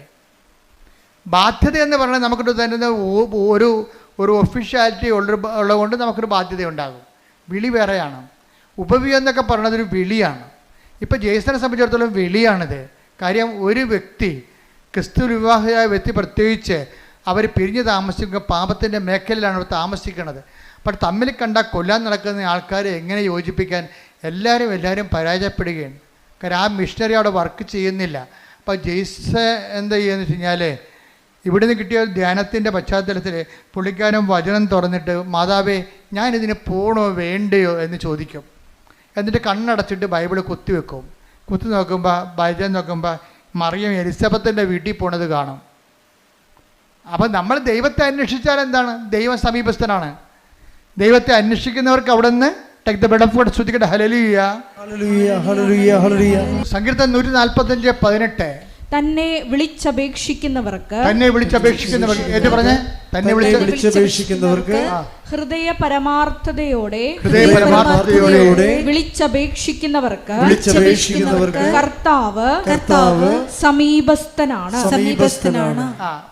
വാക്ക് കണ്ട സെസ് ചെയ്തിരിക്കുകയാണ്. തന്നെ വിളിച്ചപേക്ഷിക്കുന്നവർക്കല്ല, പിന്നെ ആർക്കാണ്? ഹൃദയ പരമാർത്ഥതയോടെ. അല്ലെങ്കിൽ ഇപ്പം നിങ്ങൾ ഉടനെ പോയിട്ട് അപ്പം തന്നെ എന്നാൽ അച്ഛൻ പറഞ്ഞല്ലേ എന്നാൽ കുത്തിയേക്കാന്ന് വിചാരിച്ചിട്ട് കണ്ണ് ബാബാ അടിച്ചിട്ട് കുത്തും, ബൈബിളും കയറിപ്പോവും. അതെന്താ കാര്യം? ഹൃദയ പരമാർത്ഥതയുള്ള ടെസ്റ്റ് ചെയ്യാൻ വേണ്ടിയാ, ഒക്കുവോ നോക്കാൻ വേണ്ടി. അതല്ല ഹൃദയ പരമാർത്ഥത. ഇത് പരമാർത്ഥതയുണ്ട് ഇതിൻ്റെ അകത്ത്. എന്താ പരമാർത്ഥത എന്ന് പറഞ്ഞാൽ എന്താണ്? എന്ത് ചെയ്യണം? ഇയാളെ കൊല്ലാൻ നിൽക്കുകയാണ്, വൈഫിനെ കണ്ടാൽ കൊല്ലാൻ നിൽക്കുകയാണ്. അയാളടുത്ത് വൈഫിനെ കൊണ്ടുവന്ന കൊലപാതകം നടത്തി കഴിഞ്ഞാൽ ഞാൻ ഉത്തരവാദിത്തം പറയണ്ടേ? അപ്പോൾ അത് ദൈവം ആഗ്രഹിക്കുന്നുണ്ടോ എന്ന് ചോദിച്ചിട്ട് വിശ്വാസപ്രമാണം ചൊല്ലിട്ട് ബൈബിള് കൈവെക്കുമ്പോൾ കാണുന്നത് മറിയം എലിസബത്തിൻ്റെ വീട്ടിലോട്ട് പോണതാണ്. അപ്പോൾ മനസ്സിലായി, നേരെ ഈ മനുഷ്യൻ ഈ ഭർത്താവിൻ്റെ അടുത്ത് കൊല്ലാൻ നിങ്ങളുടെ ഭർത്താവിൻ്റെ അടുത്ത് ചെല്ലും. ചെന്നിട്ട് നേരെ സംസാരിക്കും. കർത്താവിനാൽ അയക്കപ്പെട്ടവനായിട്ട് സംസാരിക്കും. കർത്താവിനാൽ അയക്കപ്പെട്ടവൻ സംസാരിച്ച് കഴിഞ്ഞാൽ ആളെ പെട്ടെന്ന് ഫ്ലാറ്റാകും. പിശാചിൻ്റെ പരിപാടി അതാണല്ല. കർത്താവിനെ കണ്ടു കഴിയുമ്പോൾ അവൻ പതുങ്ങത്തില്ലേ? ചൈതന്യം കാണുമ്പോൾ പതുങ്ങില്ല. അപ്പോൾ ഉടനെ അയാൾ പതുങ്ങി. അയാൾ പറഞ്ഞ് എനിക്ക് പ്രശ്നങ്ങളൊന്നുമില്ല, പക്ഷെ ഞങ്ങൾ തമ്മിൽ ഒരിക്കലും യോജിക്കാൻ പറ്റാത്തൊരു അകന്ന് പോയെന്ന് പറയും. അപ്പോൾ ജേസൺ പറയും, ഒരു ശരി നിങ്ങൾ എൻ്റെ കൂടെ വാ, ഞാൻ നിങ്ങളെ കൊണ്ടുപോകാമെന്ന് പറയും. അപ്പോൾ അങ്ങനെ കൊണ്ടുപോയി വൈഫിൻ്റെ വീട്ടിൽ കൊണ്ടുപോകും. വൈഫിൻ്റെ വീട്ടിൽ കൊണ്ടുപോയി ഈ ഇത്തരം കൊല്ലാതിരിക്കണ ഭർത്താവിനെ വൈഫിൻ്റെ വീട്ടിൽ നേരത്തെ കൊണ്ടുവരികയാണ്. വൈഫിൻ്റെ വീട്ടിലല്ല, മരുമകൻ്റെ വീട്ടിൽ കൊടുക്കുകയാണ്. അപ്പോൾ മരുമകനും മകളും കൂടി പറയും, എൻ്റെ അമ്മേനെ തന്നിവിടത്തില്ലേ, അവർ കൊല്ലുമെന്ന് പറയും. അപ്പോൾ ജെയ്സൺ പറയും, മാതാവ് വിളിച്ചിട്ടാണ് വരുന്നത്, കൊല്ലട തിന്നട ജീവിക്കുക, അപ്പോൾ അമ്മ ജീവിപ്പിക്കുമെന്ന് പറയും. അപ്പോൾ ആ വിഷയത്തിൽ കൃത്യമായ മറുപടിയാണ് പറയണത്. അല്ലാതെ അങ്ങനെയല്ല ഇങ്ങനെയാണെന്നല്ല പറയണത്, കട്ടൻ്റായിട്ടാണ് പറയണത്. മാതാവാണ് ഇത് വിളിച്ചിരിക്കണത്, അതുകൊണ്ട് കൊല്ലാൻ പറ്റത്തില്ല എന്ന് പറയും. ഉടനെ അവർ ഇറങ്ങി വരും. അവരിറങ്ങി വന്നിട്ട് ഇവർ ഒരുമിച്ച് ജീവിക്കും. ഇപ്പോൾ കുറേ നാളായി അവർ ഒരുമിച്ച് ജീവിക്കുകയാണ്. അതാണ് സുവിശേഷ വേല എന്ന് പറയുന്നത്. ഇതാണ് ഒരു ഉടമ്പടിയിലൂടെ ഉണ്ടാകുന്ന സുവിശേഷ വേല. ഇതാണ് ഇപ്പം മനസ്സിലായി. അതായത് ഈ ആഴ്ചയിൽ നടന്ന ഏറ്റവും നല്ല സാക്ഷ്യങ്ങളൊന്നാണ് സാക്ഷ്യത്തിൻ്റെ കാലാവസ്ഥകളുടെ പോക്ക് കണ്ടില്ലേ? അത് തന്നെ ഒരു ധ്യാനമാണ്. അത് ഉടമ്പടി സാക്ഷ്യമെന്ന് ഞാൻ പറയത്തില്ല, ഈശൻ നടത്തിയ ഒരു ഉടമ്പടി ധ്യാനമാണ്. കാര്യം ഓരോ സെക്ഷനിലും വളരെ ധ്യാനിപ്പിക്കണം നമുക്ക് തോന്നത്തില്ല, പക്ഷെ ധ്യാനം കൂടി ഇഫക്റ്റ് നമുക്കുണ്ടാകും. നിങ്ങളിന്ന് അപ്പ് ചെയ്തുകൊണ്ട് നിങ്ങൾ കണ്ടേക്കണത് ധ്യാനിപ്പിക്കണം നമുക്ക് തോന്നത്തില്ല, പക്ഷെ നമുക്കൊരു ധ്യാനം കൂടിയ കത്താർസിസ് ഉണ്ടാകും, ഒരു സ്പിരിച്വൽ കത്താർസിസ്. കാര്യം ഇതൊക്കെ ഇങ്ങനെയാണെന്നും ഇങ്ങനെയാണ് ദൈവം പ്രവർത്തിക്കണമെന്നുണ്ടെങ്കിലും, അതായത് ഉടമ്പടിയുടെ ഏറ്റവും ഉത്തമമായ ഒരു ഉദാഹരണമാണ് ഈ സാക്ഷ്യം എന്ന് പറയുന്നത്. കാര്യം അത്രയ്ക്ക് സുന്ദരമായ രീതിയിലാണ് അദ്ദേഹം ഓരോ കാര്യങ്ങളും പറയണത്. എന്ന് വെച്ച് കഴിഞ്ഞാൽ ഈ വിഷയത്തിൽ അദ്ദേഹത്തിന് ഇൻ്റർവ്യൂ പാസ്സായി കഴിഞ്ഞപ്പോൾ, അദ്ദേഹത്തിന് വിസ വന്നു കഴിഞ്ഞപ്പോൾ വൈഫിൻ്റെ കാര്യം സക്സസ്സായി. കുറേ നാളായിട്ട് പെൻഡിങ്ങിൽ കിടന്ന വൈഫിൻ്റെ ജോലി സെറ്റായി. കണ്ടു നോക്കിയേ. അപ്പോൾ അദ്ദേഹം പറയുന്നൊരു വാക്കുണ്ട്, എന്താ പറയണമെന്ന് അറിയാവോ? വൈഫിൻ്റെ കാര്യം ആദ്യം സെറ്റാകാതിരുന്നതിൻ്റെ കാരണം ആ ഉടമ്പടി കാശും കളഞ്ഞു പോയതെല്ലാം എന്താണ്? എന്നെ കൂടി വിശുദ്ധീകരിക്കാൻ ദൈവം ആഗ്രഹിച്ച കൊണ്ടാണ് ആദ്യത്തെ കാര്യങ്ങൾ നടക്കാതെ പോയെന്ന്. എന്തൊരു ജ്ഞാനമാണ്! ശ്രദ്ധിക്കട്ടെ. ഹല്ലേലൂയ, ഹല്ലേലൂയ, ഹല്ലേലൂയ, ഹല്ലേലൂയ. കുടുംബത്തെ മുഴുവൻ വിശുദ്ധീകരിക്കുന്ന പരമദിവ്യകാരുണ്യത്തിന് ആരാധനയും സ്തുതിയും പുകഴ്ചയും ഉണ്ടായിരിക്കട്ടെ. ഇതാണ് അച്ഛൻ ആദ്യം പറഞ്ഞതിൻ്റെ കാരണം. ഉടമ്പടിയിൽ എപ്പോഴും നമ്മുടെ റിസ്ക് എന്ന് പറയണത് നമ്മളെ വിശ്വസിക്കുന്നു എന്നുള്ള കാര്യം ദൈവത്തെ വിശ്വസിപ്പിച്ചെടുക്കണം. അതിനാണ് ഞാൻ നിങ്ങളോട് പറയുന്നത്, നിങ്ങൾ വെയിലത്തോ മഴയത്തോ എപ്പോഴാണ് ഈ പത്രമൊക്കെ കൊണ്ട് കൊടുക്കണം. പേരപ്പിക്കാൻ വേണ്ടി കൊടുക്കുകയെ ചില ആൾക്കാർ, അവിടെയും കൊടുത്ത് അവിടെയും കൊടുത്ത് ഇവിടെയും കൊടുത്ത്. എത്ര പെട്ടെന്ന് ആ 18 നമ്മുടെ ഉത്തരവാദിത്തം തീർന്നു. സൈക്കിൾ വന്ന് ബെല്ലടിച്ചു, ഞാൻ പറഞ്ഞു മാറി നിൽക്കുക, എൻ്റെ പേര് കുറ്റമില്ല, 1 2 3. അങ്ങനെ പത്രം കൊടുക്കുന്നവരുണ്ട്. അങ്ങനെ പത്രം കൊടുക്കുക, എൻ്റെ പേര് കുറ്റമില്ല, ഞാൻ 18 പേർക്ക് കൊടുത്ത്. ഇത് അങ്ങനെയല്ല. ചില ആൾക്കാർ നിന്ന് അവരുടെ അനുഭവങ്ങൾ പറയും. ഇതിനകത്ത് ഏറ്റവും വലിയ സംഭവം എന്താണ്? പത്രം കൊടുപ്പ് തന്നെയാണ് ഉടമ്പടിയിൽ. എന്താ കാര്യം? മറ്റുള്ളവരെ വിശ്വാസത്തിലേക്ക് കൊണ്ടുവരിക. അതാണ് ഇതിൻ്റെ അകത്ത് വലിയ സംഭവം. നിങ്ങളുടെ പ്രത്യക്ഷ പ്രാർത്ഥനയ്ക്ക് 3 മാർക്കാണ്, സുവിശേഷ വേലയ്ക്ക് 20 മാർക്കാണ് ഉള്ളത്. അതാണ് വ്യത്യാസം വന്നിരിക്കുന്നത്. ഇവിടെ ഞാൻ പത്രം കൊടുക്കുന്ന കാര്യം പറഞ്ഞപ്പോൾ എനിക്ക് ആദ്യമേ അമ്മ എന്നോട് പറഞ്ഞ് പത്ര പ്രേക്ഷിതത്വം തുടങ്ങണം. എന്ത് 2013 പറഞ്ഞാണ്. ഞാൻ വേളാങ്കണ്ണി നിൽക്കുമ്പോൾ വിജയകുമാറിനോട് ഞാൻ പറഞ്ഞു, അമ്മ പത്രപ്രേക്ഷിതത്തെക്കുറിച്ച് ഹോസ്പിറ്റൽ മിഷനെക്കുറിച്ച് പറയുന്നു എന്ന് പറഞ്ഞു. അപ്പോൾ തഞ്ചാവൂരിൽ നിന്ന് ഞങ്ങൾ കോയമ്പത്തൂരിലേക്ക് കയറി പോകുമ്പോൾ തിരിച്ച് കോയമ്പത്തൂരിലേക്ക് വരുമ്പോൾ വിജയകുമാർ ചോദിച്ചു, നമ്മൾ ഹോസ്പിറ്റൽ മിഷൻ നടത്തുമെന്ന് പറയുമ്പോൾ നമ്മളൊരു മിഷൻ ഹോസ്പിറ്റൽ സ്ഥാപിക്കുമല്ലേ എന്ന് പറഞ്ഞു. അപ്പോൾ ഞാൻ പറഞ്ഞു, മിഷൻ ഹോസ്പിറ്റലൊന്നും നമ്മുടെ പരിപാടിയല്ല. ഹോസ്പിറ്റലിൽ കൊണ്ടുപോയി നമ്മൾ സുവിശേഷ വേല ചെയ്യും. അതിന് താല്പര്യമുള്ള ആൾക്കാർക്ക് പത്രം കൊടുത്തു വിടും ഫ്രീ ആയിട്ട്. അപ്പോൾ ഉടനെ വിജയകുമാർ സാറ് 10,000 രൂപയുടെ 10,000 പത്രം അടിക്കാനുള്ള പൈസ തന്നു. ഞങ്ങൾ രണ്ടും കൂടി ഇവിടെ വന്ന് തങ്കച്ചനെയൊക്കെ വിളിച്ചു കൂട്ടി, എല്ലാവരും വിളിച്ചു കൂട്ടിയിട്ട് ജോമളെല്ലാം കൂടി ഇട്ട് തുടങ്ങി പരിപാടി. പത്രം കൊടുക്കാനുള്ളവർ, പ്രാർത്ഥിച്ചു കൊടുക്കാനുള്ളവർ വരാൻ പറഞ്ഞു. വരാമെന്നത് പകുതി മാത്രമേ കത്തോലിക്സ് വരുന്നുള്ളൂ. ബാക്കി എല്ലാവരും പകുതിയോളം വന്നവരെല്ലാം നോൺ ക്രിസ്ത്യൻസ് ആയിരുന്നു. അവർ എല്ലാ സ്ഥലങ്ങളിലും പോയി കണ്ണ് കാണാൻ മേലാത്ത അപ്പാപ്പന്മാരുടെ മുമ്പിൽ ഇരുന്നുകൊണ്ട് പത്രം വായിച്ചു കൊടുത്തവർ. കാര്യം എന്താണ്? വിശേഷ വിദ്യയായി നിങ്ങൾ എന്താണ് ചെയ്യണത്? എപ്പോഴും നമ്മൾ ശ്രദ്ധിക്കണം. കർത്താവിൻ്റെ മനസ്സറിഞ്ഞ് വേണം നമ്മൾ ഈ സംഭവം ചെയ്യാൻ. കർത്താവ് ചോദിക്കണത് എന്താണ്? നിങ്ങളെ ചോദിക്കുന്നിടത്തോളം തന്നെ കൊടുത്തിടത്തോളം തന്നെ തിരിച്ചു കിട്ടുമെങ്കിൽ പാപികൾക്ക് കടം കൊടുക്കത്തില്ലേ? നിങ്ങൾ വിശേഷ വിദ്യ എന്താണ് ചെയ്യണം? എല്ലാ കാര്യങ്ങൾക്കും എക്സ്ട്രാ എന്താണ് ചെയ്യണമെന്ന് ചോദിക്കും. അതുപോലെ തന്നെ ഉടമ്പടിയിലുമുള്ള ദൈവത്തിൻ്റെ മനസ്സറിഞ്ഞ് വേണം ഉടമ്പടി ചെയ്യാൻ. എക്സ്ട്രാ എന്താണ് ചെയ്യണത്? ഇവിടുന്ന് പറയണ കാര്യങ്ങളല്ല. നിങ്ങൾ ദൈവത്തെ കണ്ടെത്തി കഴിയുമ്പോൾ, ദൈവത്തിൻ്റെ കൃപയിൽ അഭിഷേകം കിട്ടിക്കഴിയുമ്പോൾ നിങ്ങൾ ദൈവത്തിന് വേണ്ടി ചെയ്യുന്ന തനത് പ്രേക്ഷിത പ്രവർത്തനങ്ങളുണ്ട്. അതാണ് നിങ്ങൾ രക്ഷപ്പെടുത്തത്തുള്ളത്. എന്ന് വെച്ച് കഴിഞ്ഞാൽ പെട്ടെന്ന് സ്പീഡാപ്പാണ് തനത് പ്രേക്ഷിത പ്രവർത്തനങ്ങൾ. പ്രാർത്ഥിക്കുക, കർത്താവായ ദൈവമേ, ഇവിടുന്ന് പറഞ്ഞത് കൂടാതെ എന്റേതായിട്ടുള്ള സ്വന്തമായി ദൈവം എന്നിൽ നിന്ന് ആഗ്രഹിക്കുന്നത് കണ്ട് മനസ്സിലാക്കി നടപ്പിൽ വരുത്തുവാൻ എനിക്ക് പ്രത്യേക അഭിഷേകം നൽകണമേ. ശ്രുതികട്ടെ.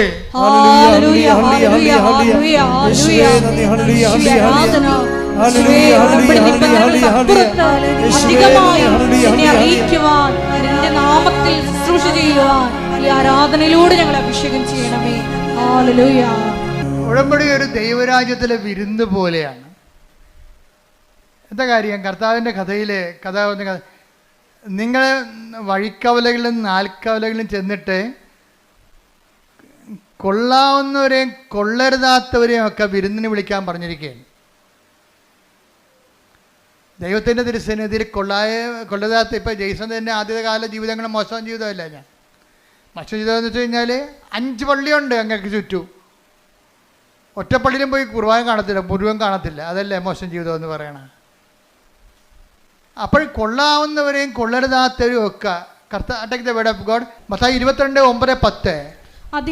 അതിനാൽ നിങ്ങൾ വഴിക്കവലകളിൽ ചെന്ന് അവിടെ കണ്ടെത്തുന്നവരെ എല്ലാം വിവാഹ വിരുന്നിന് ക്ഷണിക്കുവിൻ. ആ ഭൃത്യന്മാർ നിരത്തുകളിൽ ചെന്ന് ദുഷ്ടരും ശിഷ്ടരും ഉൾപ്പെടെ കണ്ടെത്തിയവരെ എല്ലാം വിളിച്ചുകൂട്ടി. അങ്ങനെ വിരുന്നുശാല അതിഥികളെ കൊണ്ട് നിറഞ്ഞു. വിരുന്നുശാല നിറഞ്ഞിരിക്കണം, കണ്ടില്ലേ? അതിഥികളെ കൊണ്ട് കൊള്ളരുന്നവരും കൊള്ളരുതാത്തവരും എല്ലാം ഉണ്ട് വിരുന്നുശാല. പക്ഷെ ഒരു പ്രശ്നമുണ്ട്, ഇനി വിളിച്ചു ചേർത്ത് യജമാനം വരും, അപ്പോഴാണ് പ്രോബ്ലം. വായിച്ച്. അതിഥികളെ കാണാൻ രാജാവ് എഴുന്നള്ളിയപ്പോൾ വിവാഹ വസ്ത്രം ധരിക്കാത്ത കിടക്കുന്ന ചട്ടിങ്കലോ എന്താ കാര്യം? വിവാഹ വസ്ത്രം ധരിക്കാത്ത ഒരാളെ അവിടെ കണ്ടു. രാജാവ് അവനോട് ചോദിച്ചു, സ്നേഹിത, പല്ല് തേക്കാത്തവനെ, വിവാഹ വസ്ത്രം ധരിക്കാതെ നീ ഇവിടെ പ്രവേശിച്ചത് എങ്ങനെ? അവൻ മൗനം അവലംബിച്ചു, മിണ്ടിയില്ല. അപ്പൊ അതിന്റെ കാര്യം 5-10 കേസുണ്ട്. പക്ഷെ ഒരു പ്രശ്നമുണ്ട്, ഇതിൽ നിന്ന് തൽക്കാലം കേസിലും ജാമ്യത്തിനായിട്ട് ഉടമ്പടി ചെയ്തിരിക്കണത്. പക്ഷെ മനസ്സിരിപ്പ് എന്താണ്? ജാമ്യം കിട്ടിയാലും അവനിട്ട് ഞാനൊരു പണി കൊടുക്കുമെന്ന്. അതല്ലേ? അതാണ് പ്രശ്നം. കൊള്ളരാവുന്നവരെയും കൊള്ളരുതാത്തവരെയും വിളിച്ചിരിക്കുകയാണ്. നിങ്ങളാരും തെറ്റിദ്ധരിക്കൊന്നും വേണ്ട. നിങ്ങൾ നിങ്ങളുടെ തെറ്റിൽ നിലനിൽക്കാൻ തീരുമാനിച്ചെങ്കിലേ, അടുത്ത ഭാഗം വായിച്ചേ. അപ്പോൾ രാജാവ് പരിചാരകന്മാരോട് പറഞ്ഞു. ആരോട്? എന്താ? സ്നേഹിത, വിവാഹ വസ്ത്രം എവിടെയെന്ന്. എന്താ കാര്യം? കൃപയാണ് വിവാഹ വസ്ത്രം. ആദ്യം കൃപ നഷ്ടപ്പെട്ട കക്ഷികളാണ് ഇല കൊണ്ട് തുണി ഉണ്ടാക്കി, അത്തി ഇല കൊണ്ട് തുണി ഉണ്ടാക്കി ജീവിച്ചിട്ട് അവസാനം ദൈവം ഗെറ്റ് ഔട്ട് അടിച്ചത്. അടുത്ത ഗെറ്റ് ഔട്ട് അടി തന്നെ കണ്ടില്ലേ? ആദ്യത്തിനും ഗെറ്റ് ഔട്ട് അടിച്ചില്ലേ? എന്താ കാര്യം? ദൈവത്തിൻ്റെ കൽപ്പനകൾ പാലിച്ചില്ല. അതുകൊണ്ട് പിന്നെ പുറത്തിറക്കിയപ്പോഴാണ് അവന്മാർക്ക് തുണിയില്ലെന്ന് മനസ്സിലായത്. അങ്ങനെ അത്തി ഇല കൊണ്ട് തുണി ഉണ്ടാക്കിയതാണ്. അങ്ങനെ ആളെ പാക്ക് ചെയ്ത് ഇപ്പം വീണ്ടും യജമാനം കയറി വരുമ്പോൾ എന്താ പറയുക? വിവാഹ വസ്ത്രമില്ലാത്ത, കൃപയില്ലാത്ത ആൾക്കാരെ കണ്ടെത്തിയെന്ന്. അപ്പോൾ സ്നേഹിത, എന്താ വായിച്ചോളൂ. അപ്പോൾ രാജാവ് പരിചാരകന്മാരോട് പറഞ്ഞു, അവനെ കൈകാലുകൾ കെട്ടി പുറത്തെ അന്ധകാരത്തിലേക്ക് വലിച്ചെറിയുക. അവിടെ വിലാപവും പല്ലുകടിയുമായിരിക്കും. എന്തെന്നാൽ വിളിക്കപ്പെട്ടവർ വളരെ, തെരഞ്ഞെടുക്കപ്പെട്ടവരോ ചുരുക്കം. ഇത് ഞാൻ പറഞ്ഞതാണോ? അല്ല, കർത്താവിന്റെ നിലപാടാണ്.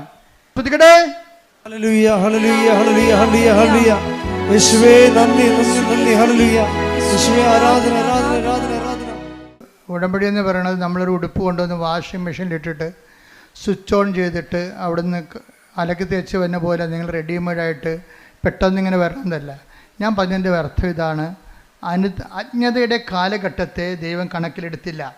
എന്നാൽ 17:30 വായിച്ചത് എന്താണ്? എന്നാൽ ഇപ്പോഴാകട്ടെ എല്ലായിടത്തുമുള്ള എല്ലാവരും അനുദപിക്കണമെന്ന് ദൈവം ആഗ്രഹിക്കുന്നു, ദൈവം ആജ്ഞാപിക്കുന്നു. അപ്പോൾ എന്ത് പ്രശ്നം വെച്ച് കഴിഞ്ഞാൽ, ഉടമ്പടി വെളിപ്പെടുത്തുന്ന കാലത്ത് ആദ്യം കിട്ടിയ വചനം ഇതാണ്. എന്താണ്? എനിക്ക് പാപത്തെ ലിസ്റ്റും വിജയകുമാറിനെ, എനിക്ക് അനുഗ്രഹത്തെ ലിസ്റ്റ്, വിജയകുമാറിന് പാപത്തെ ലിസ്റ്റും. ഞാനത് കൂട്ടിവെച്ചപ്പോൾ ദൈവം എന്നോട് പറഞ്ഞതാണ്. എന്താണ്? നിങ്ങൾ പശ്ചാത്തപിക്കുവിൻ, നാളെ നിങ്ങളുടെ ഇടയിൽ കർത്താവ് അത്ഭുതം പ്രവർത്തിക്കും. ഞാൻ തൈക്കാട്ടുശ്ശേരി ഇരുന്നുകൊണ്ട് 2017 ഇത് പുസ്തകം എഴുതിക്കൊണ്ടിരിക്കുന്ന സമയത്താണ് പറഞ്ഞത്. നാളെ എന്ന് പറഞ്ഞാൽ പഴയ നിയമത്തിലാണ്, പുതിയ നിയമത്തിൽ ഇന്നാണെന്ന്. കാര്യം പശ്ചാത്താപത്തിന് സമയബന്ധിതമായിട്ട് ചുരുക്കം ഉണ്ടാകുമെന്ന്. സക്കേവൂസിന്റെ കർത്താവ് പറഞ്ഞത് ഇന്നീ ഭവനത്തിന് രക്ഷ കൈവന്നിരിക്കണം. അപ്പോൾ ഒരു നിമിഷം നേരത്തെ നീ കർത്താവിൽ വിശുദ്ധീകരിച്ചാൽ ഉടമ്പടി അത്രയും പെട്ടെന്ന്. അതുകൊണ്ട് ആദ്യകാലം തന്നെ കൃപാസനത്തിൻ്റെ പത്രത്തിൻ്റെ മുഖപേജിൽ ഉടമ്പടി ഉടനടി പരിഹാരം എന്നാണ് കണ്ടത്. ഉടനടി പരിഹാരം. ഇപ്പോഴും അത് മാറ്റിയിട്ടൊന്നുമില്ല. കാര്യം നമ്മൾ ആ ഫ്രണ്ട് പേജിലൊക്കെ നോക്കിക്കഴിഞ്ഞാൽ മനസ്സിലാകും ഉടനടി ഉണ്ടായ പരിഹാരങ്ങൾ തന്നെ എഴുതിയിരിക്കണം അവിടെ. ഉടമ്പടി എടുത്തപ്പോൾ ഇന്ന് ഈ ആഴ്ച നടന്നിട്ടുള്ള കാര്യങ്ങളാണ് അവിടെ എഴുതിയിരിക്കുന്നത്. അതാണ് അത് മാറ്റമില്ല. അതിനെ ഞാൻ പറഞ്ഞു വരുന്നതിൻ്റെ കാരണം അനുതാപവും അനുഗ്രഹവും തമ്മിൽ ഭയങ്കരമായി ഇൻ്റർ കണക്റ്റഡ് ആണ്. ഇപ്പം ജെയ്സനെ സംബന്ധിച്ചിടത്തോളം അനുതാപവും കിട്ടിയപ്പോൾ എന്നാ പറ്റി? 12 കൊല്ലം മുമ്പ് നടന്ന സംഭവമാണ് ഇപ്പോൾ വിധിച്ചിരിക്കുന്നത്. 2012 ഗ്രീസിൽ റെസ്റ്റോറൻറ്റിൽ അപേക്ഷ കൊടുത്തിരിക്കുന്നത്. 2012 വരെ ആരും കോൾ ഫോർ ചെയ്തില്ല. ജയ്സൺ പറഞ്ഞ ഷങ്കൻ വിസയ്ക്ക് വേണ്ടിയാണ് ഞാൻ അപേക്ഷിച്ചത്. അതിൽ ഡോക്യുമെൻ്റ് മുഴുവനും തെറ്റായിരുന്നു. അപ്പോൾ അതിനെ പ്രാർത്ഥിക്കാൻ പോലും എനിക്ക് പറ്റത്തില്ലായിരുന്നു ഷങ്കൻ വിസയ്ക്ക്. പക്ഷേ ഞാനെങ്ങനെ പ്രാർത്ഥിക്കും? അത് കാരണം എനിക്ക് അനുതാപം ഉണ്ടായി. കർത്താവേ, ഞാൻ വിസ ചെയ്തിരിക്കുന്നത് തെറ്റായിരുന്നല്ലോ. എനിക്ക് അനുതാപം ഉണ്ടായി.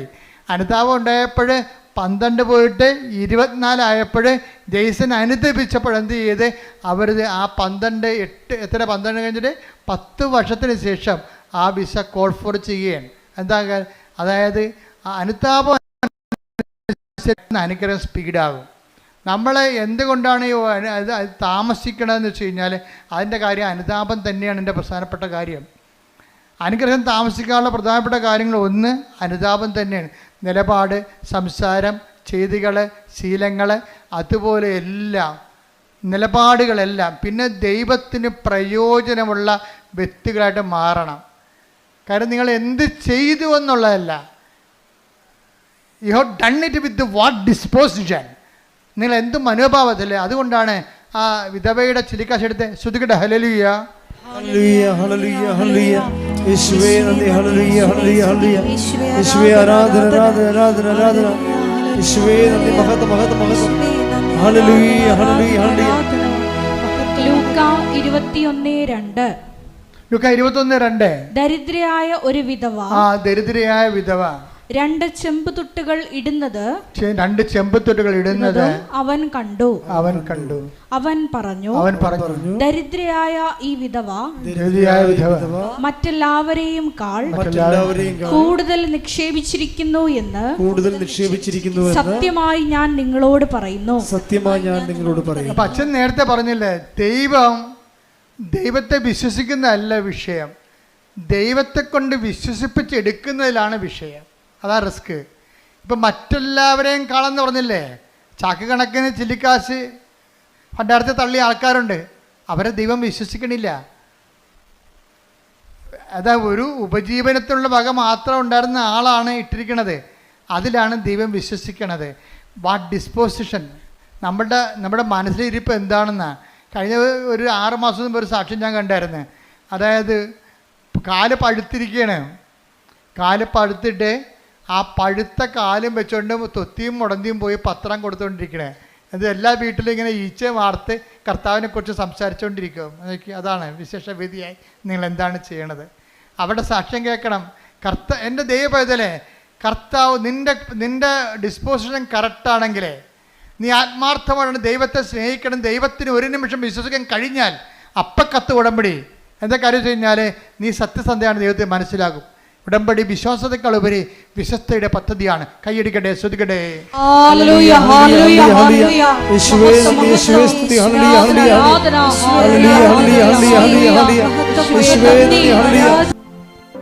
രോഗമുള്ളിടത്ത് കൈകൾ വെച്ച് പ്രാർത്ഥിക്കുമ്പോൾ ഓൺലൈനിലുള്ളവർക്ക് സൗഖ്യം ലഭിക്കുന്ന കുറേ സാക്ഷ്യങ്ങൾ ഈ ആഴ്ച ഉണ്ടായിട്ടുണ്ട്.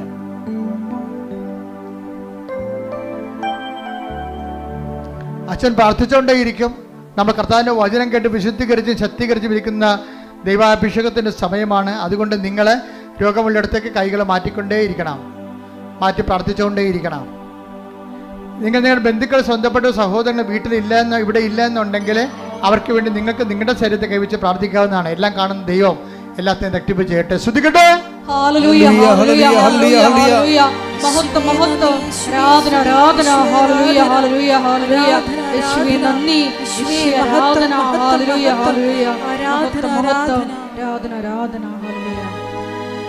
എൻ്റെ പ്രിയപ്പെട്ടവരെ, രോഗസൗഖ്യ പ്രാർത്ഥനയ്ക്ക് വേണ്ടി നമ്മൾ ആരംഭിക്കുകയാണ്. എൻ്റെ മകൾ, ഇത് വളരെ ലളിതമാണ്. എന്താ കാര്യത്തിൽ അമ്മ മാതാവ് ഞാൻ പ്രാർത്ഥിക്കുമ്പോൾ എനിക്കുണ്ടാകുന്ന ഒരു ആത്മവിശ്വാസം എന്താണെന്ന് നിങ്ങൾക്കറിയാവോ? ഞാനൊരു അംബികസിലേക്ക് പൗലോസപ്പോസ്തലൻ പറയുന്ന പോലെ ഞാൻ ഇങ്ങനെ അന്തരീക്ഷത്തിൽ ഇടിക്കുകയല്ല, ഞാൻ മൂക്കിന് നോക്കി ഇടിക്കണ. എന്താ കാര്യം? കൃപാസനത്തിൻ്റെ പ്രാർത്ഥനകൾ എന്ന് പറയുന്നത് അമ്മയുടെ പ്രത്യക്ഷീകരണത്തിൻ്റെ അടിസ്ഥാനത്തിലുള്ള പ്രാർത്ഥനകളാണ്. അതിൻ്റെ ജീവിക്കുന്ന സാക്ഷിയാണ് ഞാൻ. ഇപ്പം അമ്മയുടെ പ്രത്യക്ഷീകരണം സ്ഥിരീകരിക്കേണ്ടത് അമ്മയുടെ കൂടി ആവശ്യമാണ്. അതുകൊണ്ട് അമ്മയുടെ മധ്യസ്ഥതയിൽ നിങ്ങൾ എന്ത് ചെയ്താലും ദൈവം അത് ചെയ്തു തരും. കാര്യം അമ്മയുടെ പ്രത്യക്ഷീകരണം ദൈവികമായ പദ്ധതിയാണ്. ശ്രുതിക്കട്ടെ. ഹല്ലേലൂയ ഹല്ലേലൂയ ഹല്ലേലൂയ. കൈകൾ നീട്ടി പ്രാർത്ഥിക്കുന്ന സമയത്ത് എൻ്റെ മക്കളെ കൈകളെ ശരീരത്തിൻ്റെ വിവിധ ഭാഗങ്ങളിലേക്ക് മാറ്റി മാറ്റി വെച്ചുകൊണ്ട് മക്കളെ വിശ്വാസ പ്രമാണം ചൊല്ലിക്കൊണ്ടിരിക്കണം. വിശ്വാസ പ്രമാണം ചെല്ലാൻ അറിയാൻ പാടില്ലാത്ത സ്തുതിച്ചുകൊണ്ടിരുന്നാൽ മതി. സ്തുതിപ്പും അറിയാൻ പാടില്ലാത്തവർ യേശുവെ സ്തോത്രം, യേശുവെ നന്ദി, യേശുവെ ആരാധന പറഞ്ഞുകൊണ്ടിരിക്കണം. സ്തുതിക്കട്ടെ. ഹല്ലേലൂയ. കർത്താവേ, നിന്റെ ഉന്നതമായ നാമത്തിന് സ്തോത്രം ചെയ്യുന്നു. കർത്താവേ, നിന്റെ വിശുദ്ധ പൗരോഹിത്യത്തെ മഹത്വപ്പെടുത്തണമേ. കർത്താവേ, സഭയിലുള്ള സാന്നിധ്യം പ്രകടമാക്കണമേ. 39 വർഷം ഞാൻ അർപ്പിച്ച കൃപാന്റെ യോഗ്യതയാണ്. കൃപാസാൽത്താറെ ജീവനോടെ പ്രത്യക്ഷപ്പെട്ട പരിശുദ്ധ അമ്മയുടെ മാധ്യസ്ഥ കർത്താവേ, നിന്റെ തിരുമുറിവാകുന്ന വലതുകരം അനുഗ്രഹത്തിന്റെ അഭിഷേക കരങ്ങളെ അങ്ങനെ മക്കളുടെ ശിരസിൽ വെക്കണമേ. അടിപ്പിടർ പോലെ വൈതാക്കാലം പോലെ ദൈവികമായ ശക്തി നിങ്ങൾക്ക് ഇടിച്ചിറങ്ങട്ടെ. കർത്താവിൻ്റെ കരുണ, കർത്താവിൻ്റെ വിശുദ്ധമായ രക്തം, കർത്താവിൻ്റെ ശക്തി, സ്വർഗീയ ശക്തി, ദൈവിക ശക്തി, സുവിശേഷത്തിൻ്റെ ശക്തി ഈ നിമിഷം ഇടിച്ചിറങ്ങട്ടെ.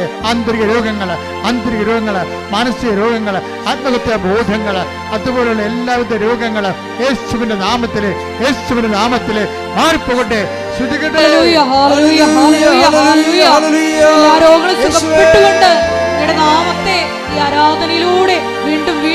പ്രാർത്ഥിക്കുന്ന സമയമാണ് ഇനിയുള്ളത്.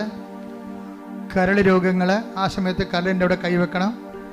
ഹൃദയ രോഗങ്ങള്, ബ്ലോക്കുള്ളവര്, ചിലപ്പോൾ നിങ്ങളായിരിക്കത്തില്ല, ചിലപ്പോൾ നിങ്ങളുടെ അപ്പനായിരിക്കും. അപ്പം നിങ്ങൾ അപ്പൻ്റെ പേരിൽ നിങ്ങളുടെ നെഞ്ചത്തെ കൈവെക്കണം. മാതാവിൻ്റെ പ്രത്യക്ഷീകരണത്തിൻ്റെ സന്നിധാനത്തിൽ വന്നിരിക്കുന്നതാണ്. നിങ്ങൾ കണ്ണുനീരോടെ പ്രാർത്ഥിക്കേണ്ട സമയമാണിത്. അമ്മ ഈ വിഷയം ഏറ്റെടുത്താൽ പിന്നെ നമുക്ക് പിന്നീട് അലയേണ്ട കാര്യമുണ്ടാകത്തില്ല. അതുകൊണ്ട് ജെയ്സൺ അവസാനം പറയുന്നൊരു സമയമുണ്ട്, ഞാൻ യഥാർത്ഥ സ്ഥലത്താണ് വന്നതെന്ന്. ആ ഒരു ബോധ്യം ഉണ്ടാകണമെന്നുണ്ടെങ്കിൽ അനുഭവത്തിൽ നിന്നുണ്ടായ ബോധ്യമാണ്. നിങ്ങൾ ആ വിശ്വാസികളുടെ അനുഭവം പങ്കുചേർന്നുകൊണ്ടാണ് നമ്മൾ ഓർക്കുക, അമ്മയുടെ പ്രത്യക്ഷീകരണ സന്നിധാനത്തിൽ നിൽക്കുക. നിൻ്റെ ജീവിതത്തിൻ്റെ എല്ലാ വിഷയങ്ങളും നടുവിന് വേദനയുള്ളവരുണ്ടാകും. ഞാൻ ഒരു ദിവസം ഒരു 10 പേരെങ്കിലും വിക്സിനും അതുപോലെ തന്നെ ഇടുപ്പലിനും വേദനയുള്ളവരെ പ്രാർത്ഥിക്കാറുണ്ട്. പക്ഷേ അവരിവിടെ വരുന്നവർക്കല്ലേ ആ സൗഖ്യം വരത്തുള്ളൂ. പക്ഷെ നിങ്ങൾ ഒത്തിരി പേര് അതുണ്ടെങ്കിൽ ആ സമയത്ത് നിങ്ങൾ കൈ ആ നടുവിന് വെക്കണം. ഉദരരോഗമുള്ളവരുണ്ടാകും, ഗർഭാശയത്തിൽ ചുരുങ്ങിയവരുണ്ടാകും. അവർ ഊടിൻ്റെ താഴെ പൊക്കിൻ്റെ താഴെ കൈവച്ച് പ്രാർത്ഥിക്കണം. ചിലപ്പോൾ 2 ട്യൂബുകൾ ഉണ്ടാകത്തില്ല. ഫിലിപ്പിൻ ട്യൂബ് 2 ഇല്ലെന്ന് പറഞ്ഞൊരു ചേച്ചി പറഞ്ഞു. ഞാൻ പറഞ്ഞു, നിങ്ങൾ പ്രാർത്ഥിക്കുക. ഇന്നത്തെ പുതിയ മാർഗങ്ങൾ ഉപയോഗിച്ചുകൊണ്ടാണെങ്കിൽ ശരി, ഒരു കുഞ്ഞിന് ആവശ്യമുണ്ടെങ്കിൽ ദൈവം നിങ്ങൾക്ക് തരും. പക്ഷെ അതിന് അനുകൂലമായ സാഹചര്യം ഉണ്ടാകാൻ വേണ്ടി പ്രാർത്ഥിക്കാൻ പറഞ്ഞു. ഞാൻ പറഞ്ഞതെന്ന് എൻ്റെ അറിവിൻ്റെ പരിമിതി നിന്നുകൊണ്ട് പറഞ്ഞതാണ്. പക്ഷേ ദൈവത്തിൻ്റെ പരിമിതികളുടെ അപരിമിതമായ ശക്തിയിലാണ് നിങ്ങൾ വിശ്വസിക്കുന്നത്. കർത്താവിന് എല്ലാം സാധ്യമാണ്. അതുകൊണ്ട് തന്നെ ആ ഒരു സ്ഥലത്ത് വന്ന് നിൽക്കുമ്പോൾ നിങ്ങളെ കൊണ്ടുവന്നതാണ്, നിങ്ങൾ നിന്നതല്ല, നിങ്ങൾ നിർത്തിയതാണെന്നുള്ള ബോധ്യം നിങ്ങൾക്കുണ്ടാണ്. മുട്ടി കൊഴിയുന്നവർ പോലും പ്രാർത്ഥിക്കേണ്ട സമയമാണ്. കണ്ണിന് കാഴ്ചയില്ലാത്തവർ പ്രാർത്ഥിക്കേണ്ട സമയമാണ്. മൂക്കിന് ദശ വളരുന്നവർ പ്രാർത്ഥിക്കേണ്ട സമയമാണ്.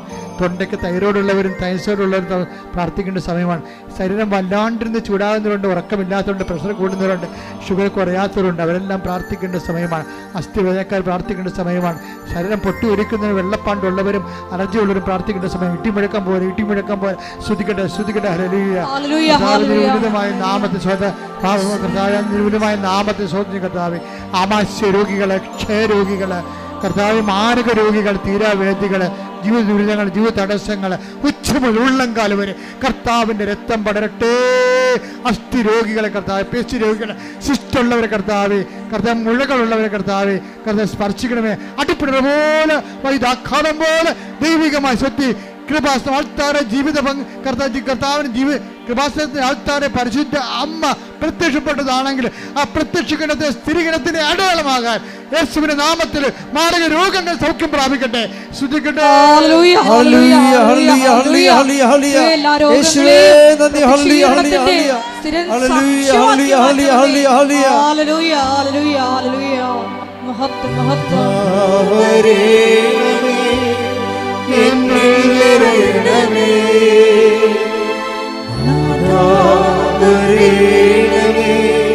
സൗഖ്യം നൽകണമേ, നാഥാ വരേണമേ, എന്നിൽ നിറയണമേ, നാഥാ വരേണമേ, സൗഖ്യം നൽകണമേ.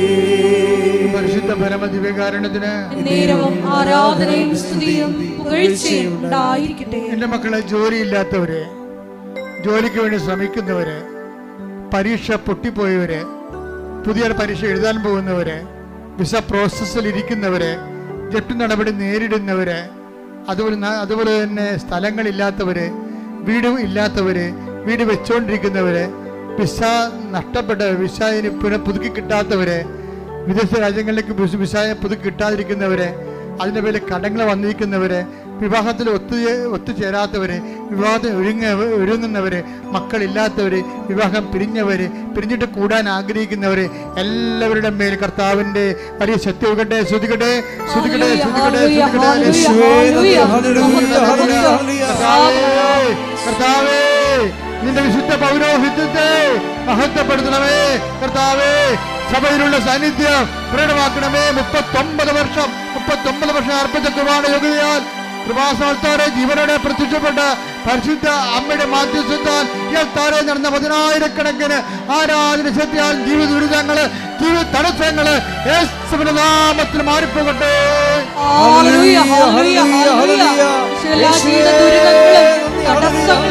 പോയിക്കൊണ്ട് ഇവിടെ നാമത്തെ ആരാധനയിലൂടെ വീണ്ടും വീണ്ടും മഹത്വപ്പെടുത്തണമേ.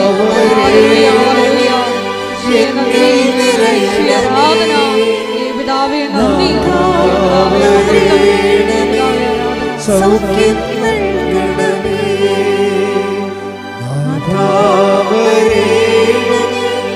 എന്നിൽ നിറയണമേ,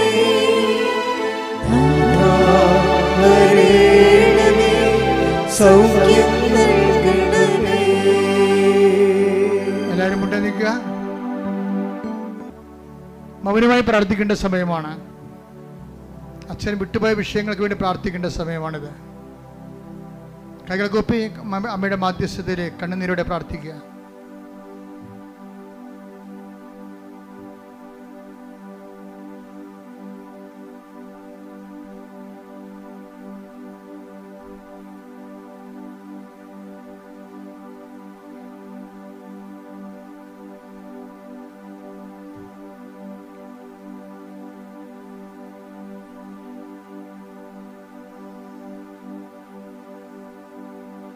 ഒരിക്കൽ കൂടി മരിയന്റെ ഉടമ്പടിയിൽ സമർപ്പിച്ചിരിക്കുന്ന എല്ലാ വിഷയങ്ങളും ദൈവമാതാവിൻ്റെ മധ്യസ്ഥതയിൽ ദിവ്യകാരുണ്യ സന്നിധിയിൽ സമർപ്പിച്ച് നമുക്കൊരു നിമിഷം മൗനമായിട്ട് പ്രാർത്ഥിക്കാം. നമ്മളുടെ വിശുദ്ധീകരണമാണ് ദൈവം അഭിലഷിക്കുന്നതെന്ന് തിരുവചനത്തിലൂടെ നീ വ്യക്തമാക്കി തന്നുവല്ലോ.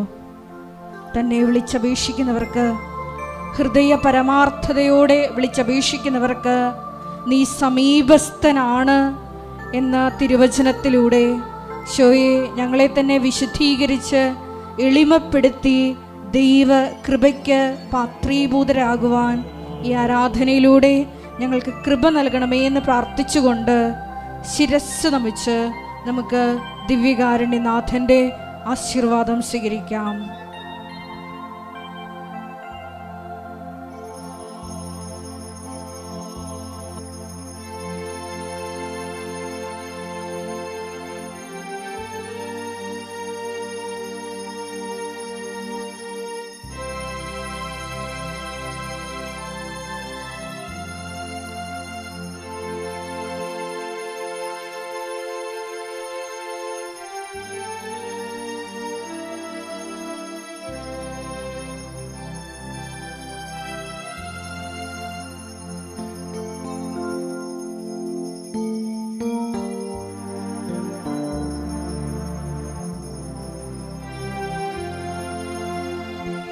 പരിശുദ്ധ പരമ ദിവ്യകാരുണ്യമേ, ഇന്നുമെന്നും അങ്ങേക്കാരാധന.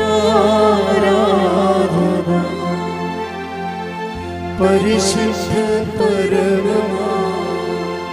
ദിവ്യകാരുണ്യമേ, ഇന്നുമെന്നും അങ്ങേക്കാരാധന. പരിശുദ്ധ പരമ ദിവ്യകാരുണ്യമേ, എന്നുമെന്നും അങ്ങേയ്ക്കായി